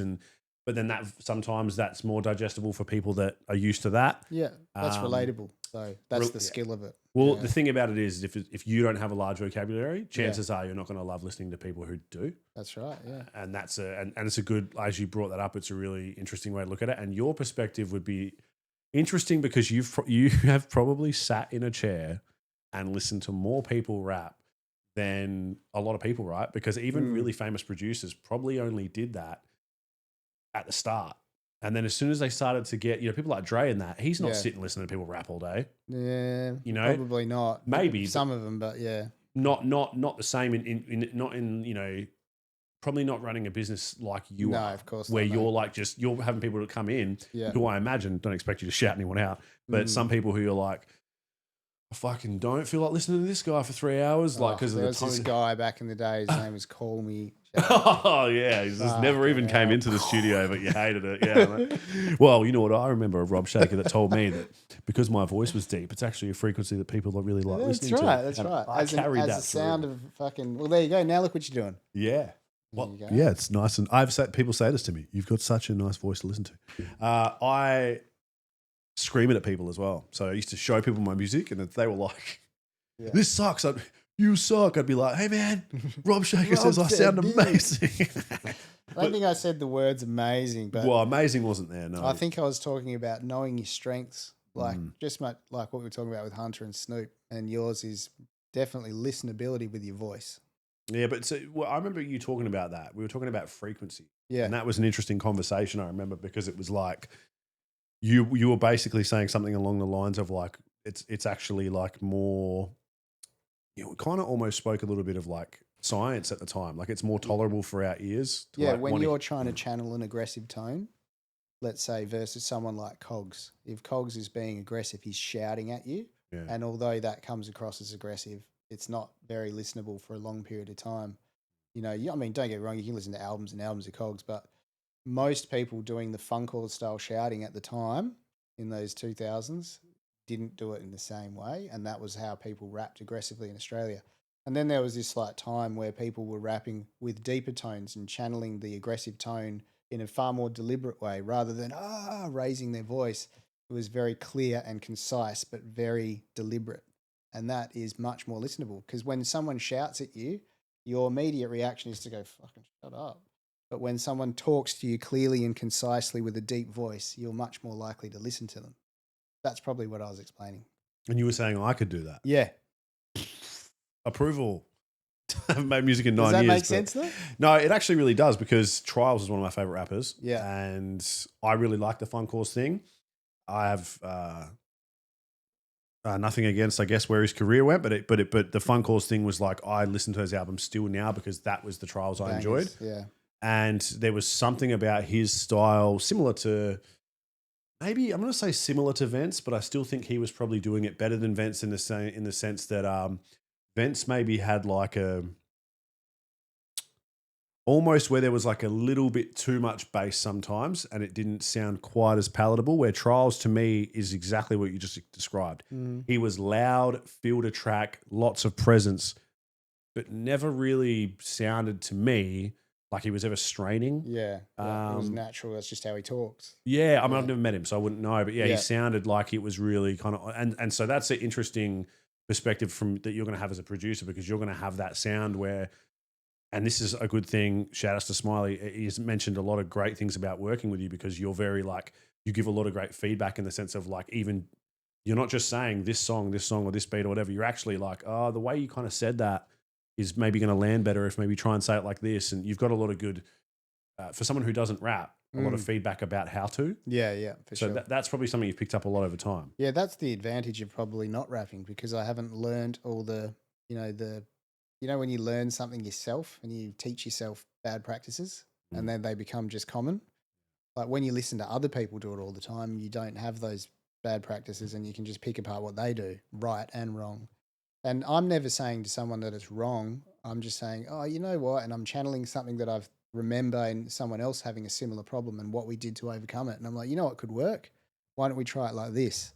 And then most of the time it does work. And then every now and then it doesn't. And I've learned something that will then carry on to the next person that has a similar problem. So it's all just collecting tools to make, everyone's music better in WA. Yeah. But what do you think of, let's really going to do it. What do you think of where Australian hip hop is? And let's maybe start specifically with Western Australia. Very different. We've always had a very strong scene collectively because of, I've spoke about this before, but because of the way that the older crew, brings up the younger guys. At some point, that kind of has leveled out a bit because obviously the older generation in their 40s and some of us, some of them in their 50s as well, just aren't that active. So then that torch gets handed down and then obviously it gets diluted and the ability to prevent gatekeeping is lost a bit. And I can see that coming in. Obviously with more rappers, the little sub scenes get separated as well. You've got like one crew here, one crew there. They do this genre, subgenre, they do this subgenre. No one really mingles with each other. Whereas back in the day, that was all still collectively under WA hip hop and everyone still kind of knew each other, even if they didn't fuck with each other, So that kind of separation is playing a factor with the solidarity not quite being there, as it once was. But purely talking about the sound of it, there's stuff that's great, like really, really good. And there's still going to always be stuff that needs work. I think the last generation, I should say, like maybe around COVID time, wasn't my favorite generation. There was like a sense of entitlement and not wanting to try hard. There was like a lack of resilience in that generation. And they were influenced probably by your Lil Xans and the Lil Peeps and all the Lils. And what they talked about, was pretty one-dimensional as well. And because they didn't see success around that time because of live shows not being a huge thing for a few years, everyone just fell off. And it's almost like there was a reset on the scene, which probably lots of cities around the world would have seen. And then that next generation that came through, and they're probably in their early 20s now, really solid. They understand work ethic in a different way. And a lot of these guys have, got friends that are making money as content creators, and they see lots of other people grinding at it, and they treat it like a working full-time job. And they are so productive, like way more productive than our generation was, because they're like, I'm not going to work. I'm just going to treat this as a full-time thing. They put everything into it. And then they get really good very quickly, and then, it levels out, and inevitably they have to make the decision whether they want to take it to the next step. And some people fall off and other people keep at it. But looking at the resilience of it, they're much better. And the style of music has obviously changed as well. You've got drill and the more American influence stuff, which is huge now. You don't really have classic Aussie hip hop sounds like it once was. People will do an album and have a mix of every type of beat on there. A little bit of this, a little bit of that. Not really with a clear direction like you would have 10 years ago. And I think it works. I would never tell someone to just like not try and use a type of beat. If you've got a song and an emotion that connects with that style, then just go for it. But you generally get people sort of fine-tuning the style on their second and third projects, and then they do choose a certain style. So, yeah, I don't know. I guess I can't really comment on if it was better or worse than the older generation. Certainly different, and there's good sides and bad sides to it. It was very political of me, wasn't it? That was a great way to put it. Yeah, I was hoping you were going to talk more shit because I reckon can some talk of it shit. sucks. I can name you 50 rappers I hate from Perth right now. Oh, good, do it. There's a guy called Call Me. This fucking... Well, it's funny that you bring that up because Rob Shaker said, look, I got... That's a great answer. I got in my own way, and I think I was at a time where like I was that, what year would I have like kind of started? Maybe like 2016, 17, 2017. Yeah. That was when it was like really taken off too. Yeah. But I just, I don't know. I think I allowed too many things to get in my head, and kind of, I'd write something and that's not good enough, and like I really let it get beaten. Yeah. Where I have to give it to a lot of these guys now. Some of their work ethic is insane because they'll put stuff out, and some of it I'm like, look, I don't love this. Yeah. But it's another notch on your belt, right? Like you're making more and you're still going. Yeah. And it's good, and at least it's better than it was. Because, bro, if I've got you on Facebook, still rapping in front of a webcam, technology's come so far. Please just. Yeah. I will come to your house with my camera and film it so it looks and sounds better, please. Yeah. Like, it's because, like, when people do that, I'm like, bro, sometimes it's good, and I'm like, this would sound so much better if you could do that. But that used to be the only way to do it. Yeah, that's true. I like to think of the people doing that are just trying to show their friends and family what they've been up to, not like think about it as they're releasing stuff.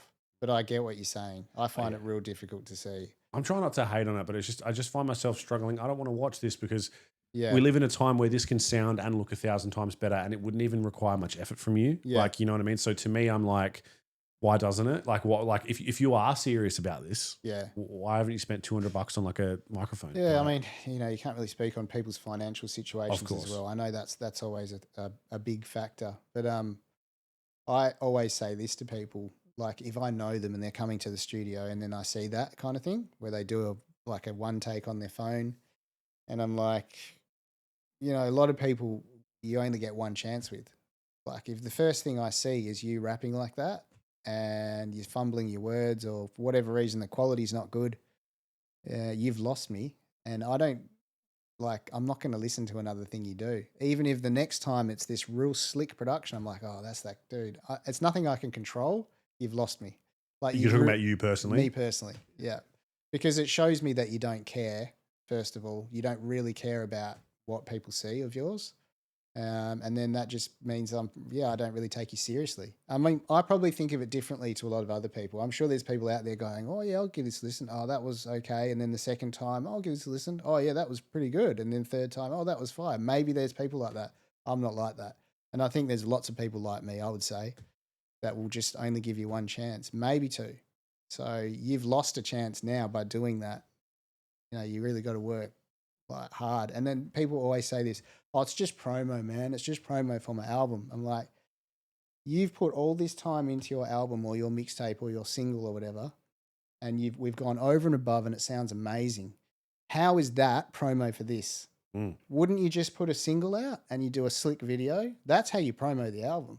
But also look at everyone else promoting their album, or anyone who's ever promoted their album. Yeah. They don't do that. Why are you doing it? They're like, oh, it's just throwaway stuff to promo. No, you got to understand how advertising works. Advertising brand awareness, like where you drive down the road, you see a sign that says Coca-Cola.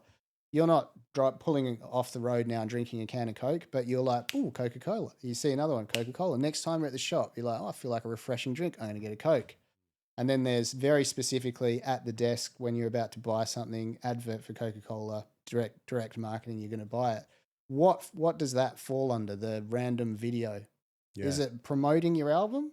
Because you like say some shit at the end of it, like, hey, my album's out soon. Because it's really... I mean, you're giving me like, that's like Coca-Cola's doing a promo at the shopping centre, but then when I taste the Coke that they're promoting, it tastes like LA Ice. Yeah, yeah. You know what I mean? Oh, you got to drink it out of a puddle. Yeah, exactly. You're like, what? Just on the floor. Oh yeah, it's like as what you said about the throwaway bars is another one for me. I stand by this. Yeah. If they're throwaway bars, fucking throw them away, cunt. They don't make the cut. Throw them away then. Yeah. Because there's nothing wrong, bro, with just rapping and doing something you like and keeping it to your fucking self if it's not that good. Like, you don't have to release everything. And I said this on the other podcast, and it's because I've done it before and I've listened to something back and gone, like this, I didn't need to. And, you know, you don't have to live life with regrets and have all these opinions, whatever. But I just go, man, that could have just been a rap. I could have just rapped that and enjoyed my time, listened to it myself, enjoyed rapping. You learned something from it and you use it for the next rap. 100%. I think a lot of people do that. A lot of these guys have unreleased tracks. You talked about this before. Yeah. That's how people actually get better, because if you're running off like, all right, I'm going to do a 5-track EP, and then every track you do goes in that EP, then you release the EP, it's like, you probably should have made 8 or 9 songs. Maybe. You know, maybe. Like, not always.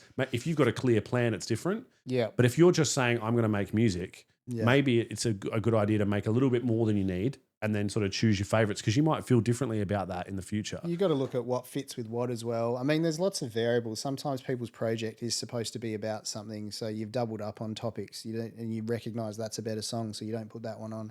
But then later you're like, that's still a good song. Maybe I'll just drop that as a single. Knowing that it still makes the cut, but it's just doubling up, is still worthy of releasing it. And lots of people have, like Paulie's got, Drafto, I should say, has got a couple of projects coming up. And this initial one, which he's just dropped or about to drop, is just all super dope stuff. But he's said to me that that's not as good as the stuff he's about to drop, right? So it didn't make the cut for his album for whatever reason. It could be because of double ups or just that this is really his masterpiece. And that's scary, knowing how good the stuff is that he's about to drop, you know. Someone like Cogs is another example where he would write 22 tracks on an album and he's like, oh, we're going to drop these 3. I'm like, bro, these are all fire. Like, don't drop them. And then I end up using one of those for my album, Let It Rain, because it was just so dope. And I was like, we can't throw it out.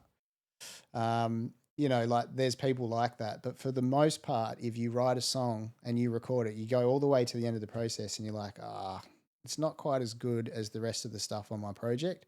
Don't use that to promote the project, because people are going to take the thing in your mind, which is 60% of your ability, and judge you on that, thinking your album is all like that or worse, because they're thinking that's your 100%. So just don't promo with your crap. Like, pretty common sense, I think. Yeah, no, I mean 100%. What do you think about the way that people release it now? Like in terms of this kind of like 26 seconds filmed 14 different times, all from the same part of the song, dropping it every like 2 days. Reels, yeah. Yeah, well, like I mean, like I like it. Yeah, like obviously it's great for marketing and all that sort of stuff, but like in terms of just from a consumer's perspective. Yeah, good point. I like it for the artist. I like it that you don't go and have to drop 5K on a blockbuster single video. I like it. You can just do most of it and be self-sufficient. And what people want, I'm thinking of like, not myself, what people generally want is this connection. Like they're looking at someone, they're looking back at them and they're rapping their song.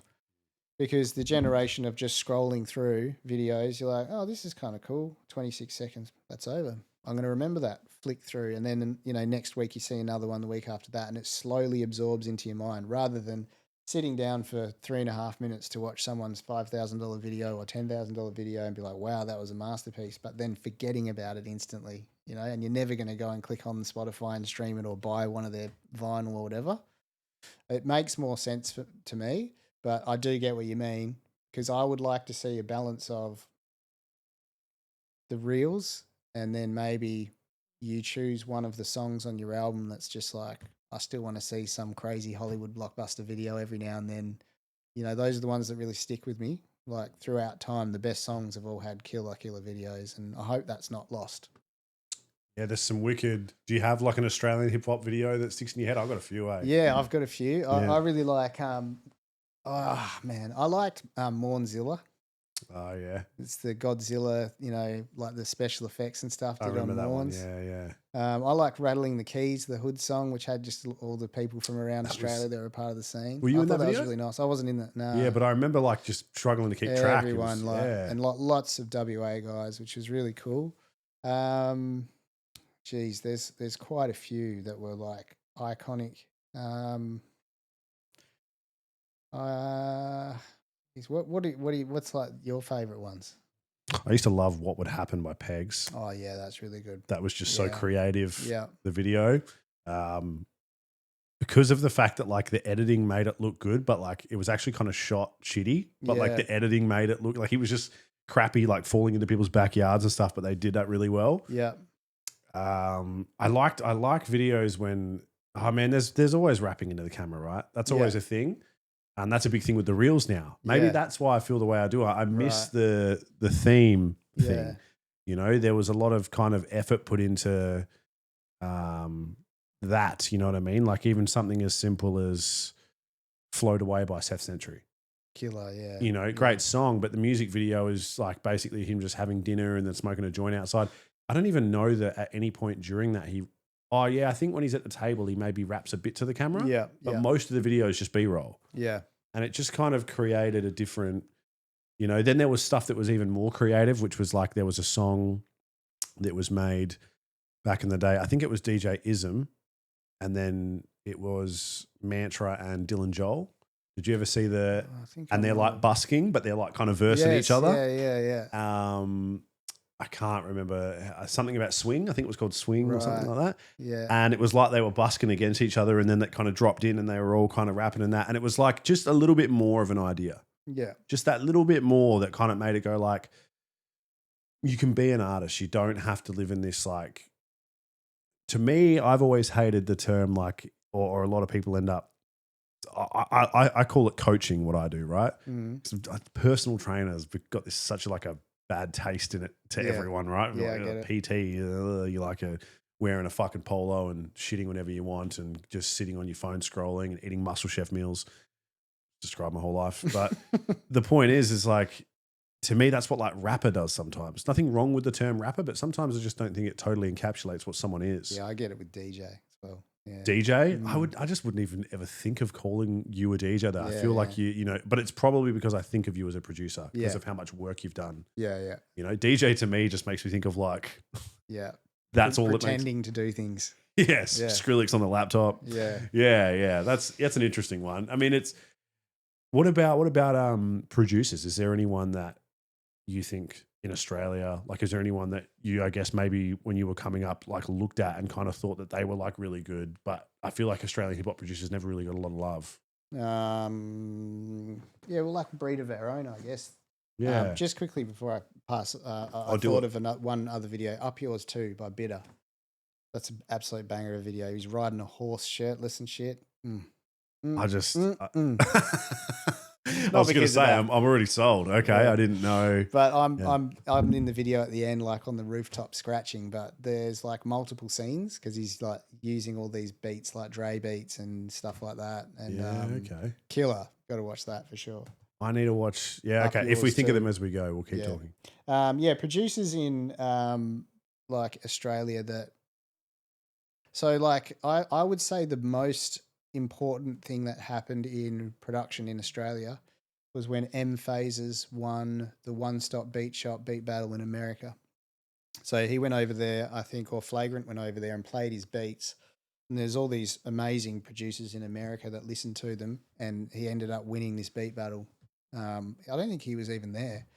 But what happened was that kind of launched his career, and he started getting placement with American artists, I think like Pharaoh Munch and things like that. And it put Australian production on the map. And then in 2010, he released Good Gracious, which is his production album. Is that the one that had Where's Elvis on it? Whereas Elvis, and it had like Solo, on it, like one of, I think, Solo's introduction to, releasing music. I just track one. Yeah, I'd have to go back and listen. I just remember the Where's Elvis one because it was this abstract draft track that most people hadn't heard. Yeah. Yeah. But he was so good, and he was like, like the Dilla sort of swing, but he could just do it all. He could just make absolute bangers. And before that, hip hop was very much like modeling ourselves on American boom bap. Like it's got to be a blank canvas for the rapper, not making it the centerpiece. Like the reason why this song is good is, the rapper killed it, but he had to really step up because that beat was fucking, absolute banger. That was the most important thing for me. And I remember thinking, oh shit, you can do a producer album as an Australian producer. And I was like, that's it. My goal from now on is, to collect songs to do my own album. And it took me another 9 years to do it, but I eventually did it. But then apart from that, you've got you have to really look at Suffer, Trials, Cesta, South Australia. Huge, in terms of where it took Aussie hip hop. I didn't even know that Suffer produced much until recently, and then I was talking to someone about it. But there's two of the dirtiest beats I've ever heard, and I'm pretty sure they're both Trials beats. There's a song called Witness, maybe, and it's Trials and Cesta, or maybe K21, and then there's another one called Macho Man Randy Savage. Right. You've heard that one? Yeah. And they're both just beats where you're like, these are just dirty as fuck. So crazy. You in the face. But they're the same kind of things. Like the beat really set the tone for how you have to rap to it. It wasn't emotional piano type beat. It was not emotional piano type.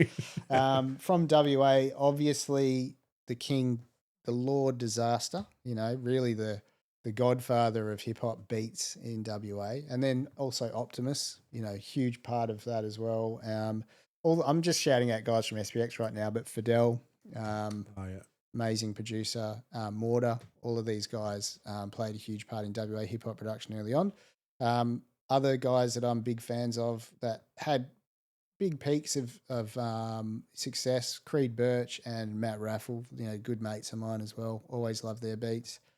And then when you go to one of my all-time favourite producers in Australia was Cam Bluff. Do you remember Cam Bluff? It's funny that you say that because we were literally, when you first started talking about M Phases, for whatever reason, that name came up in my mind. I think 360 worked with him a bit.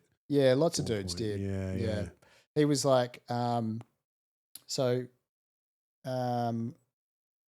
Flagrant, who was like a beat agent at the time, the businessman they call him, DJ Flagrant, who's an amazing DJ in his own right. But he was finger in every pie, but he was collecting catalogs from producers in Australia and he was hustling them to, artists in America.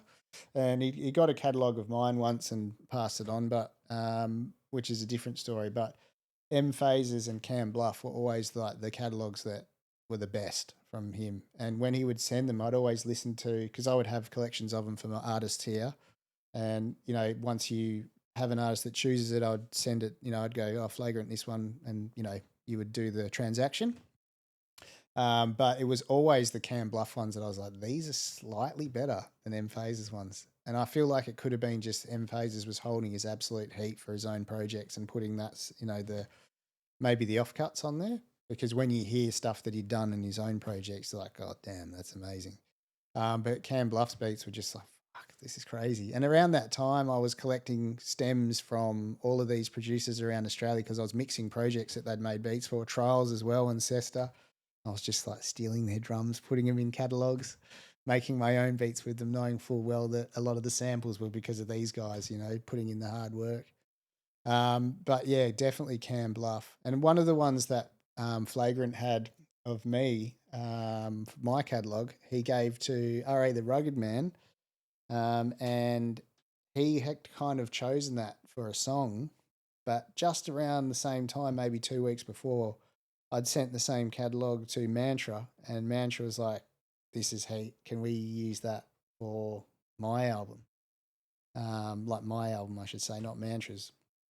And I was like, yeah, okay, let's do it. So I'd already said yes to him. And I probably wouldn't have, I'd probably prefer that than Rugged Man anyway, because there's a very difficult issue with getting paid from American rappers. Why? How so? Well, there's no courts that really, you know, will like, so international laws make it difficult for me to go, but that's my beat. Like they can just use your beat and not pay you for it. And it happened a lot, you know, so you get a lot of, even though you can go through the process of creating a copyright claim, a lot of the time it just, nothing happens and you just don't get paid for it. So I would much rather just give it to someone in Australia and use it for my own project really. But Rugged Man was a bit of a dick too. So interesting. Do you want to leave it there? Or? Well, he came to the studio once and I saw because I saw the photo with him. I've actually met him as well, so this is interesting. He's a difficult person to work with. It was nice as pie as soon as we'd finished recording. Good dude, got a photo. But that moment that you're on the clock and you're working for him, he's fucking pretty demanding. And I found it quite difficult, yeah. As in just the way he would talk to you, or was it, oh, really, just like rude? Yeah. That's a shame. That's I can imagine. I met him because I was filming at one point and I had a camera in my hand and I met him because he was playing somewhere in Fremantle and all I had to do was basically film him. Met him, motherfucker had a big fur coat on and I was like, that's cool. Everybody else was like, hey man. And I just went, hey man, how you doing? I remember the fur coat. Yeah. And I just went, hey man, how you doing? Like I'm not the kind of guy that gets starstruck. I think mainly it's because I'm pretty self-absorbed. So I kind of just don't care, right? Like if I meet someone and they're a dick, it's like, even if I've listened to your music since I was 7 years old, but then you're a dick, I'm like, fuck you. Right? Like straight away, I'm like, I don't care now, right? Yeah. But he was a nice guy to me. And then I kind of filmed on stage and he was picking up chicks and like doing this with them and shit and like picked up, you know, I've got nothing against people that are slightly overweight. He picked up the girl that was the fattest there and was like one shouldering her, kicking people's drinks off the bar. And I was like, this guy has a way about him. Yeah, yeah. But I can imagine in that moment, I was like, I feel like I've had a decent interaction, but it was like his whole vibe. I was like, you can definitely be a dick. I can just tell. Yeah. He had the same tour that he came to the studio. He was like, a lot of people had an issue with him because he didn't bring a DJ with him. And he was going around to every state and was like, whoever was the DJ DJing before him was the person in charge of DJing his set. He was very like demanding and quite rude to like, I can't remember his name, DJ from Adelaide, hugely loves there. And he like came up to him halfway through his initial set where he was DJing for the crowd, gave him his set, which from what I understand wasn't in order. And then he wasn't playing them as they were supposed to be played. And then he had a go at him verbally. He was like, what the fuck you doing, man? You know, New York accent. Threw his jumper on him and the needle skipped. And then he turned around and cut sick at him because he'd thrown the jumper and it caused the needle to skip. And he cut sick and the crowd had seen this and the crowd were like booing Rugged Man. And apparently he cut the set short, went outside and people were trying to like go outside and fight him because they loved the local DJ so much and he was very disrespectful to him. And that was common in all, because I knew the guy from Melbourne, the guy from Perth that DJ'd for him. He had broken his leg as well, so I don't know if he was in a bad mood. We'll just give him a pass for that. But he was pretty difficult with everyone that he'd interacted with that was working for him. And as a result, I've just never listened. I never listened to the song I recorded for him again. never listen to his music again. And my wife loves him. My wife comes down, brings him a cup of tea, and she's like, "Hey, Rugged," you know, it's huge for her. And then I'm like, I'm sorry, I just can't listen to Rugged Man. So Is he polite to her? yeah, for sure. Yeah, That's a big, it's a big. definitely. Yeah. And you know, it goes to show, like, there's other artists out there that I'm not a huge fan of their music, but every time I have an interaction with them, they're just like fucking great people. So they'll drop another song, and I'll be like, oh, I'll give this a shot. I'm like, no, that's shit. But, you know, I'll keep giving it a shot because they're nice, and that's Yeah. important. You know. Well, yeah, here's the thing, right? I think RA's career speaks for itself. I've seen people talk about this before. Mm. The dude should be doing better than he is, and he should have always done a lot better than he did. But I think he burnt a lot of bridges in his career. Yeah, There's a lot of stuff about him being really disrespectful in studios and Yeah, I've seen throwing videos shit of it, everywhere. yeah. And But he wants to be one of the goats of the underground scene. You know, like never cracked the commercial scene. He never will because of the type of music he makes. But he'll still always be able to make a living off being like one of the kings of the underground dudes. You got to respect that for sure.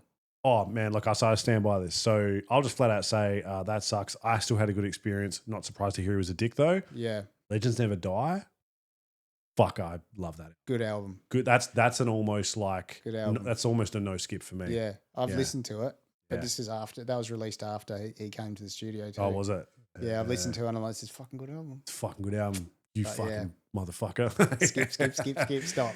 Man, I'll say this about K21 was one of the nicest people I Yeah, ever he's met. a fucking fantastic human. I have said this story before. I did a horrible freestyle in front of him and Grievous, Complete. They were all there.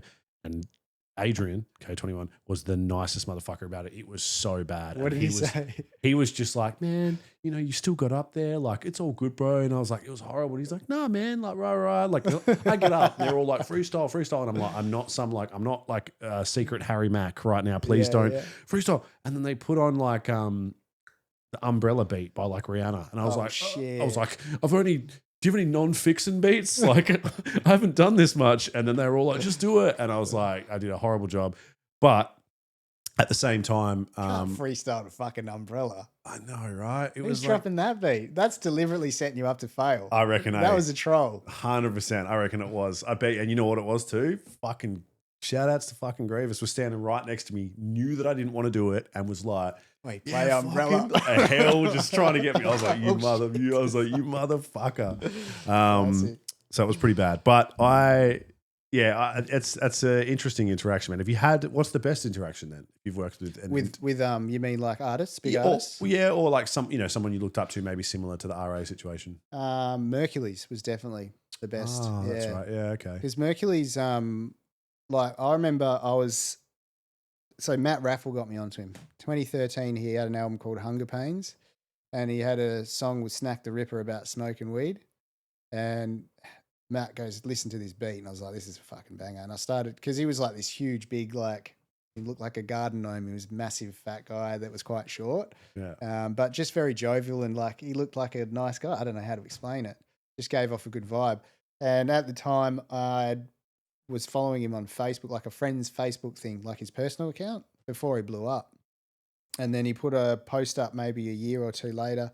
Just go, I've booked the studio for a few extra days. If anyone wants a feature, just hit me up. And I hit him up. It was like super chilled. We had this issue with payment going back and forth for the verse. So he initially was like, it's X amount for one verse. And I was like, well, I'm a producer, so I would like a song, 2 verses. And he goes, oh, all good. I'll do it for X amount. I think it was like 1,200 Australian dollars. And he goes, and he threw a chorus in as well. Because he's like, a song's not a song without a chorus. And that's the one that ended up on my album. But I sat on that for probably like maybe 3 or 4 years because I was still collecting other songs. Like, as a producer, trying to get rappers to work like on your album is very difficult because they're always working on their shit, you know? So it took a long time. Anyway, when he came to Australia, he was touring with Complete, and Complete and him became just good mates because they're very similar in personality. And then when they came to Perth, Sheldon booked in to do a song with him, and he came to the studio, and him and his manager came, and he just brought all these bottles of like really expensive tequila. I was just shouting, everyone drinks. And I was like, oh man, I don't know if you remember, I did this song with you, like I paid you for it. And he was like, oh really? play it. And I played the song, and he gets through the first verse. He's like, oh, you happy with that verse? I'm like, no, you did 2 verses and a chorus. He's like, I did what? He completely forgot about it. And Sever was just off to the side filming the whole interaction, which is really cool, watching him actually listen to his song for the first time. And at the end of it, he was like, man, I killed that shit. How much did you pay for that? I was like, $1,200. And he's like, what the fuck? And his manager's like, he won't do like less than 100K or something for a feature now. I was like, damn, I'm glad I fucking got it and waited.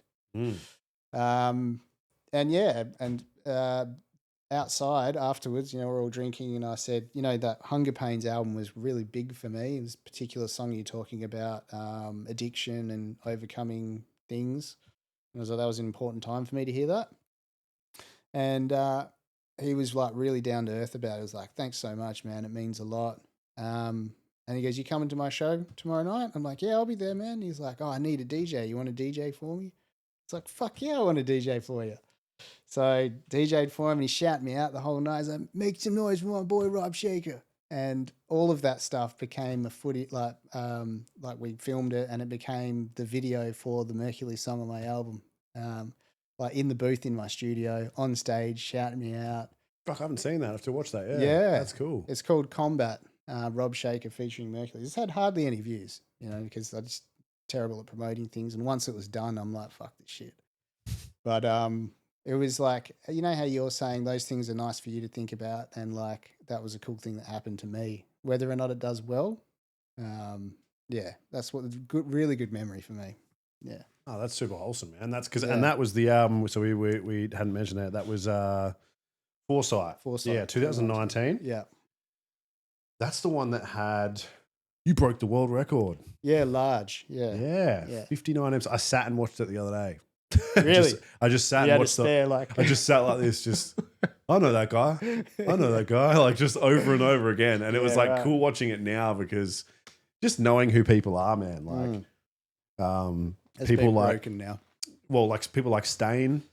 Yeah, and sure. Jake, who's like used to be Force, yeah, but then Jake. became like Everyday Jake. Another Jake, yeah. Yeah. It's pretty close, that name. He's biting your steez. Well, I'm not using my name anymore, so who knows? But no, I remember just like seeing all this, and I was like, man, that guy from back in the day, all that. And then it also made me kind of go, fuck, there's heaps of people not on this. Oh, yeah. Like lots of people I asked that just never did it. Never did it. Yeah. Mistress of Ceremony was a random, you mentioned LMG before, and I remember kind of like, I forgot she'd made music. But basically what happened was whenever someone hit me up to do some work, whether they're over East or here, I'd be like, you want to just throw down a 4-bar? Originally it was like supposed to be, I think, maybe 12 rappers that I chose, and they wrote 8 bars. So some people got 8s on there. And then all the rest, I'm just like, hey, man, you're in the, like, Greeley was here to just do a verse for Bitter. I'm like, just chuck 4 bars on. And I just filmed it on my, phone, and then I collated it into one big thing, which took me forever. But, yeah, it's since been beaten, that record. 100 rappers now you got on a song. Who the fuck put 100 rappers on? I don't know, and it's way slicker looking than mine. Like real proper video. Would you have reckon cost they them. saw your one and were like, fuck this guy? Nah, I don't think they even knew about it. To be honest, no one. I guess no. I mean, did you get anything for that though? Like when you did the world record, was there any I contacted Guinness, and they were like, yeah, cool. It's going to cost you like fucking 12,000. No, I think it was like there was tiers, right? And like the top tier is like, we'll fly someone out to properly adjudicate it, and it's, you're paying someone from Europe because it was all in euros. And even the absolute cheapest one was like 600 euros, and that's just to submit it, and it's no guarantee that you'll get the okay. So I was like, fuck this shit. I can't find one bigger. And there was a Reddit forum. What is the song with the most amount of rappers on it? And I scrolled through. I couldn't find anyone close to it. 52 was the biggest I found. So I was like, fuck, that's a world record, and I'm just going to call it that. And it, we don't need a fucking plaque from a private company to prove that it was. Fuck them. Yeah. But there has been Guinness attempts from, so there's a world record for back-to-back DJ set, which is like there's a bunch of Perth DJs that like the most back-to-back DJs, and I was included in this group, like, you should come and do it, you should come and do it. And I was like, nah, fuck that. But they went and paid a bunch of money to actually be certified with Guinness.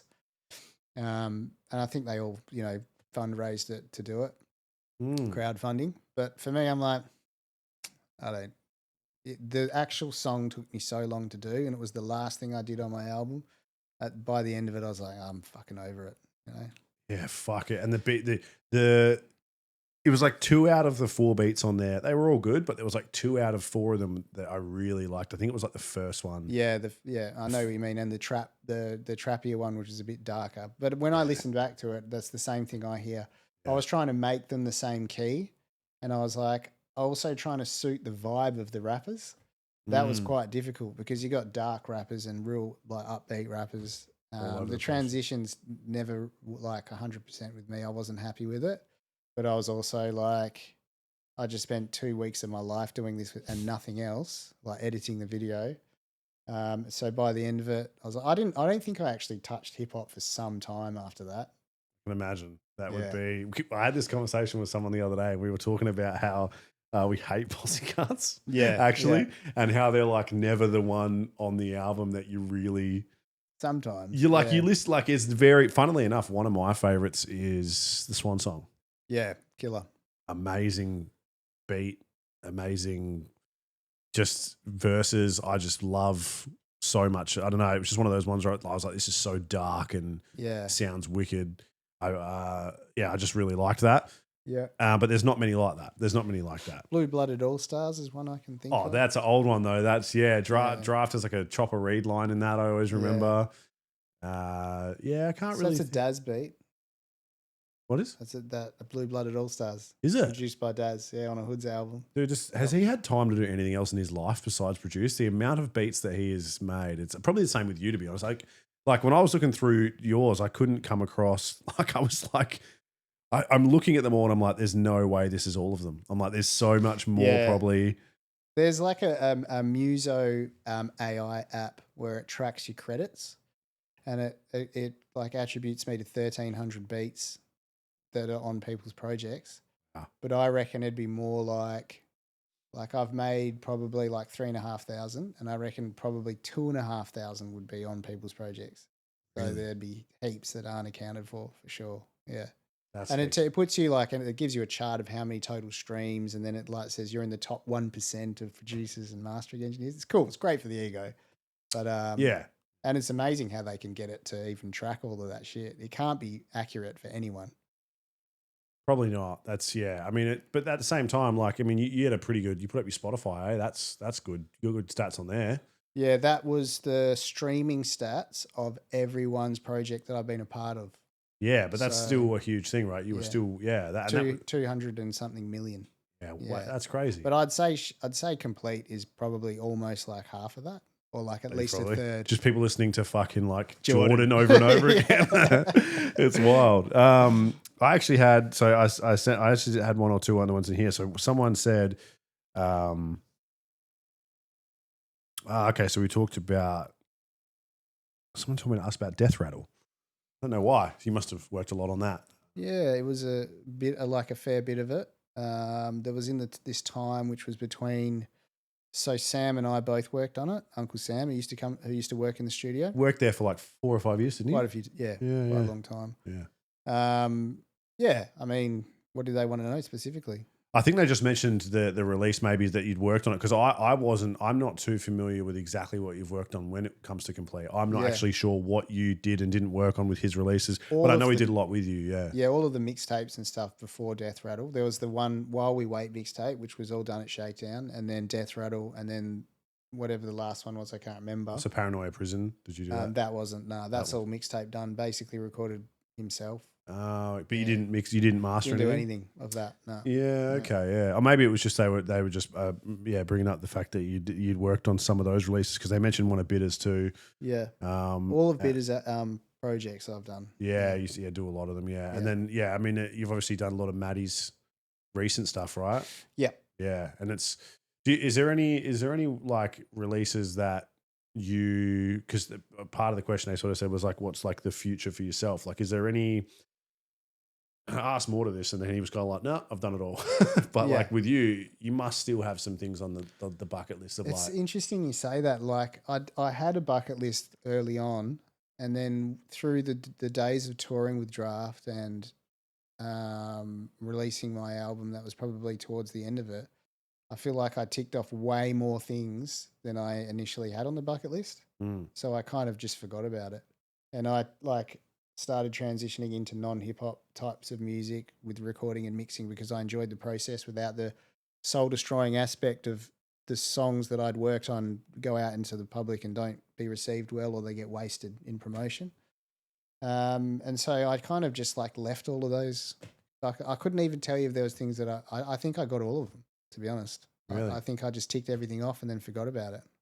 And then I Okay. dabbled in like, like I had quite a decent sized video gaming channel, and I was like making enough money off that for a little bit of time.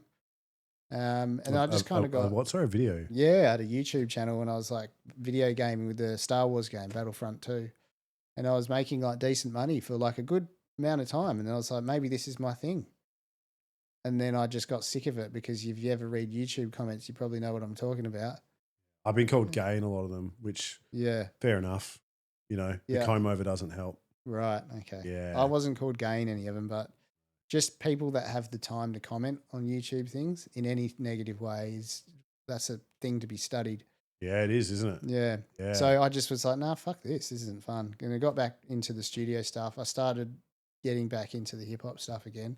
And then my goals had shifted from the idea of success being based on plaques and topping the charts and ARIA awards or whatever the hell awards, WAM awards, all of that shit. It doesn't mean anything.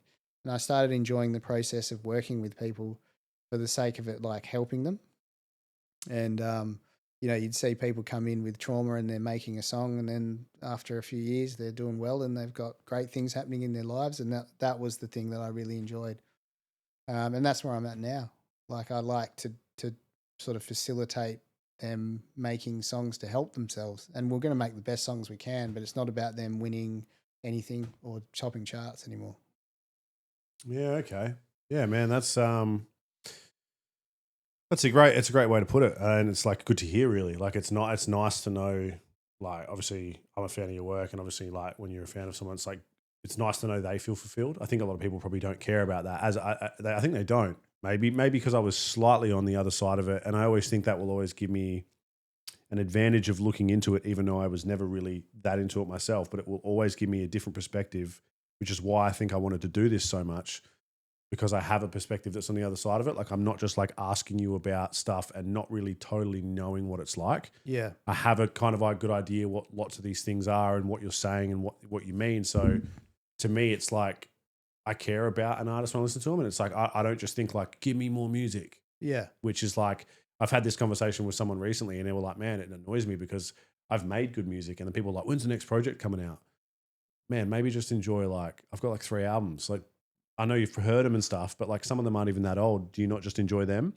Like, some of the times people are always trying to kind of milk artists for more. Yeah, I know what you mean. You know what I find mean? that weird as well. It's like, Yeah. your favorite albums of that artist are probably the ones where they went through some significant shit in their life and they had great creative input to come up with a great creative output that you love. Now you're just forcing them to just like recycle any sort of shit, just using their skills so that you can enjoy it. Wouldn't you rather that they go out into the world and fucking, I don't know, go hiking or travel the world or have a failed relationship and then write amazing music and just allow them to have the time to do that? I think it's weird. Yeah, like you want them to It's be a fucking human art. too. Yeah, man, I love that. And I think it's really a really interesting way of like putting it, and I love that the first thing we said when we saw each other, we were both, oh, fuck, you look healthy. You know what I mean? And it's like, you've obviously come a long way and started to focus on different things in your life. Why jiu-jitsu? Just quickly. Interesting, yeah. So touching on what you're just saying, I don't seek validation as much externally. I look for something that fulfills me. That's the main reason why. And jiu-jitsu in particular was something, my kids have done it for a really long time. My son's been doing it for like, I don't know, 5 or 6 years. And my daughter for 3 or 4 years, longer than me. I've just been a couple of years. And as you've done it for a bit, so you know how quite addictive it can be. Oh, yeah. When I first started, it's something I've always wanted to do since the kids started, even before then. When I started seeing people come into the studio and they're like really challenging themselves to do something that makes them uncomfortable, like their confidence plays a huge factor, their pride, all of that stuff, but they just fight through that and they do it and they break through and then they make great songs. I always respected that shit. I'm always like, man, that's fucking like good on you. And I'm always aware of trying to boost their confidence when they don't feel so confident, just so they can get the takes that we need so that we can make a great song. But that over and over again kind of conditioned me to like, I'm just so comfortable. Like these people come to my house. I don't challenge myself. I don't do anything that makes me feel uncomfortable, but I want to because I can see these people doing it every day.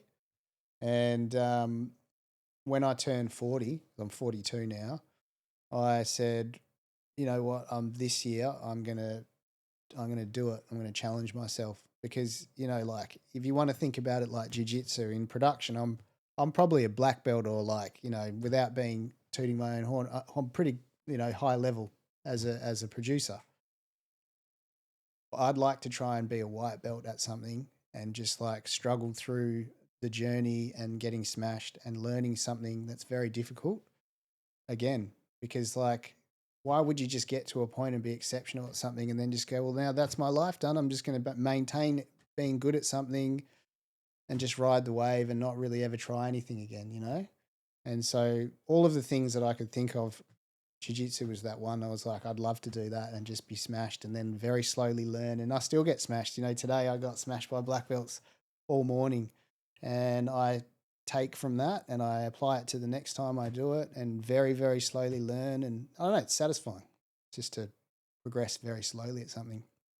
I love that, man. I felt really similar about it. It's literally the exact same thing. I just been training for a long time and felt like I hadn't like completed it. Yeah. I was like, I just have lifted so many fucking weights over and over, and I just exactly the same thing for me. Yeah, you just get it's like just so many repetitions of the same thing. I just want to go in and fucking suck balls at something. 100%. It's so good, man. Yeah. Except for the neck pain. Yeah, I've got that right now, and lower back pain.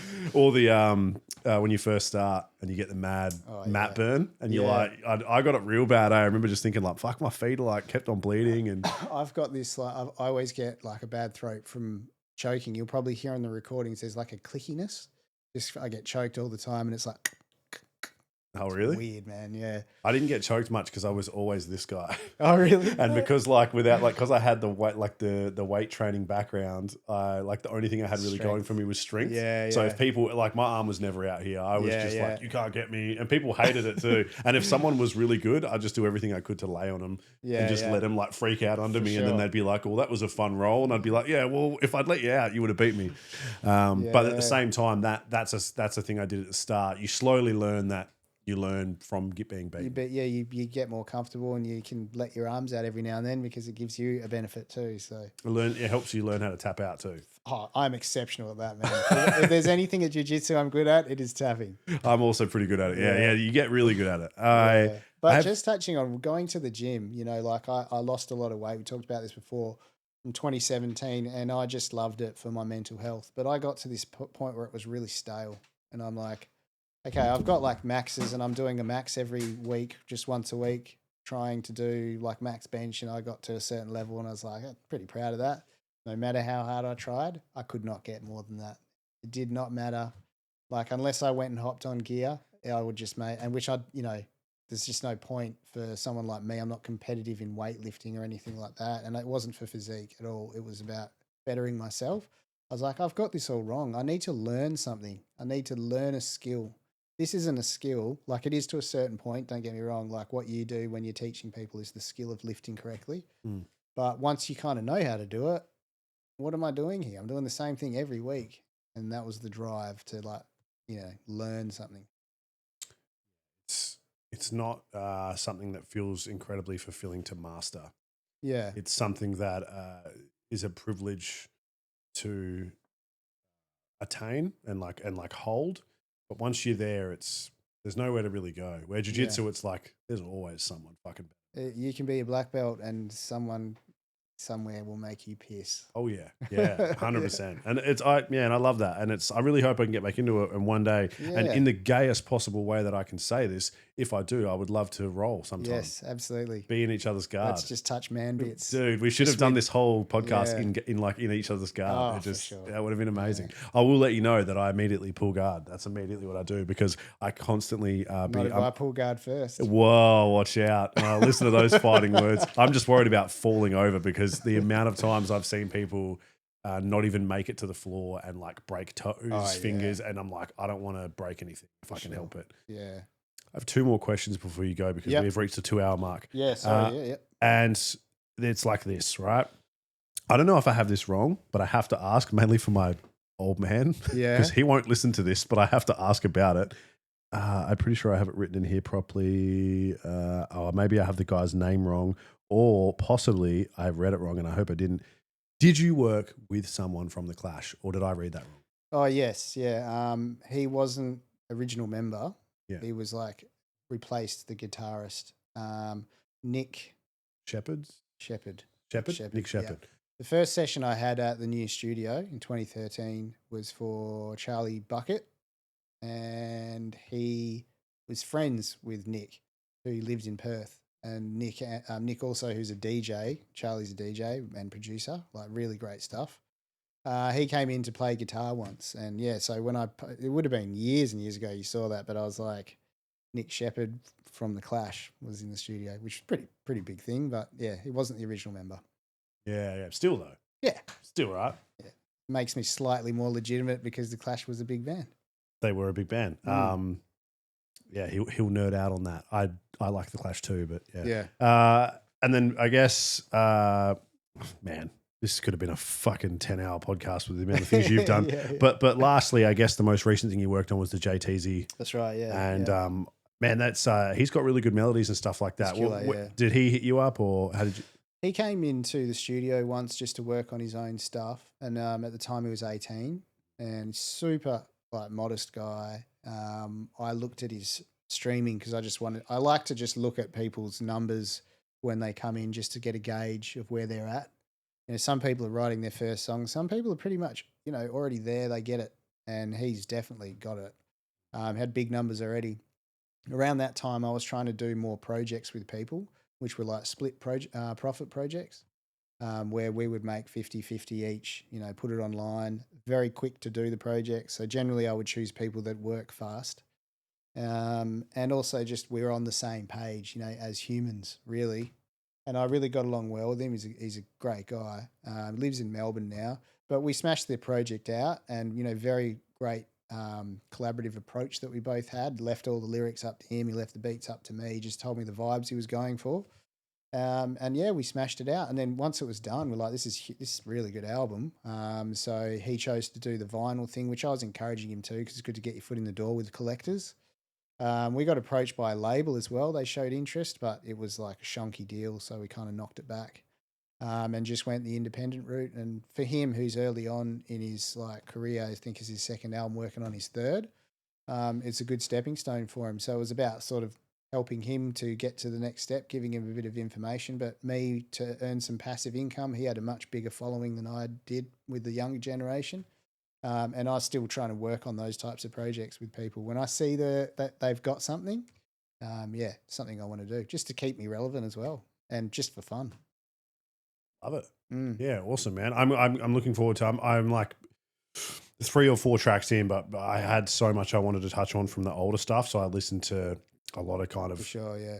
everything. Sort of, and like that sound just has something. It would have else been to a me. lot of research you had to do for this, eh? Well, I just wanted to make sure I didn't miss a lot, and I felt like there would have been a lot more in there. But luckily, I already knew a lot. Yeah. So I mean, I've got it. I wonder. I'm just gonna quickly. Oh, what's this CD? Oh, this is a guy made a song. Did I have it? Is it actually written on here? Surely I gave you my props for name? this. It better be. I wonder if that's on Muso AI. It should be on there. I don't even know. It definitely. You got it on Spotify still? Muso. Oh no, I never put it on Spotify because Spotify wasn't really a thing, bro. Wow, that is old. Maybe there's there's another bit of it. I should have anyway. You But should put it online. you reckon? Yeah. See what it does? Ugh, try not to. And then was like, oh man, I'm always like, I was 18, just so you know. So I have like lower expectations. I have recently actually started writing a bit again. So hopefully, Cool. man, I would love it if, after you come back from Margs, you know what I mean? Obviously, best of course. luck down there and stuff. Yeah. I never really actually ever recorded in your studio. So I just feel like doing it is even an experience, whether I Yeah. took anything seriously or not. For sure. I would love to. You could hear my voice that has that tone to it that'll make. I'm ready. Can we yeah. roll at the same time? Oh, dude, that'd be world record. No one's ever done that, right?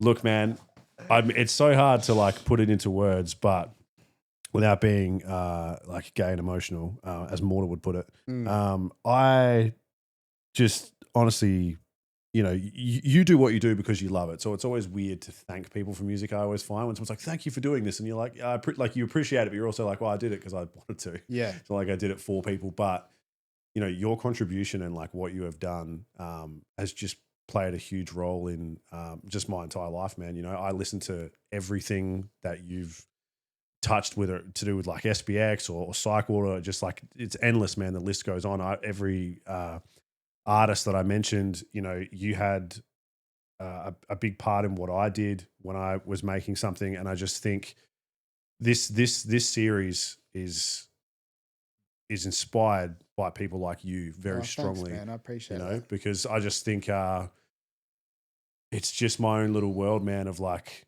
there might be, and as you said before, there might be a huge chunk of the world that's just never aware of what happened here. But to me, if I can sit back in like 10 years and have this like thing of, interviews with people like yourself and Mortar, and just knowing that like that stuff was like my fucking childhood and being a teenager, and like it was like the soundtrack to my life for so many years. It's just this thing that I know, like, man, I was around when that happened and that mattered to me. And it's just such a surreal experience to sit and have a conversation with someone that was such a huge part of my life that I didn't even know for so many years. And I just think that you're incredibly talented, man. And I'm so glad that you're happy and healthy and you feel fulfilled within your career. Thanks, man. And that means a lot. Yeah, man, thanks for being here. Thanks for having us, man. And also, like, without being just as gay back, it's a great thing you're doing with all, getting these guys in and getting their perspective on things, getting their metrics on what's happened over the years. Because, it's a scene that it's not as big as it was in 2011, 2012, 2013. Those were significant years, and even into the later 20s. So that's a important thing to sort of document and get people's opinions, especially after the fact. So that's a huge thing. And I know you mentioned before you probably lost as many of the fans as of your other podcast stuff as you've gained. So you're not doing this for any reason, and it's just interesting to you, and you enjoy it. So that's a huge thing. Oh yeah, 100%, man. I think you eventually, and it's a good thing to leave behind for people that are producers or rappers that are listening to this. Definitely.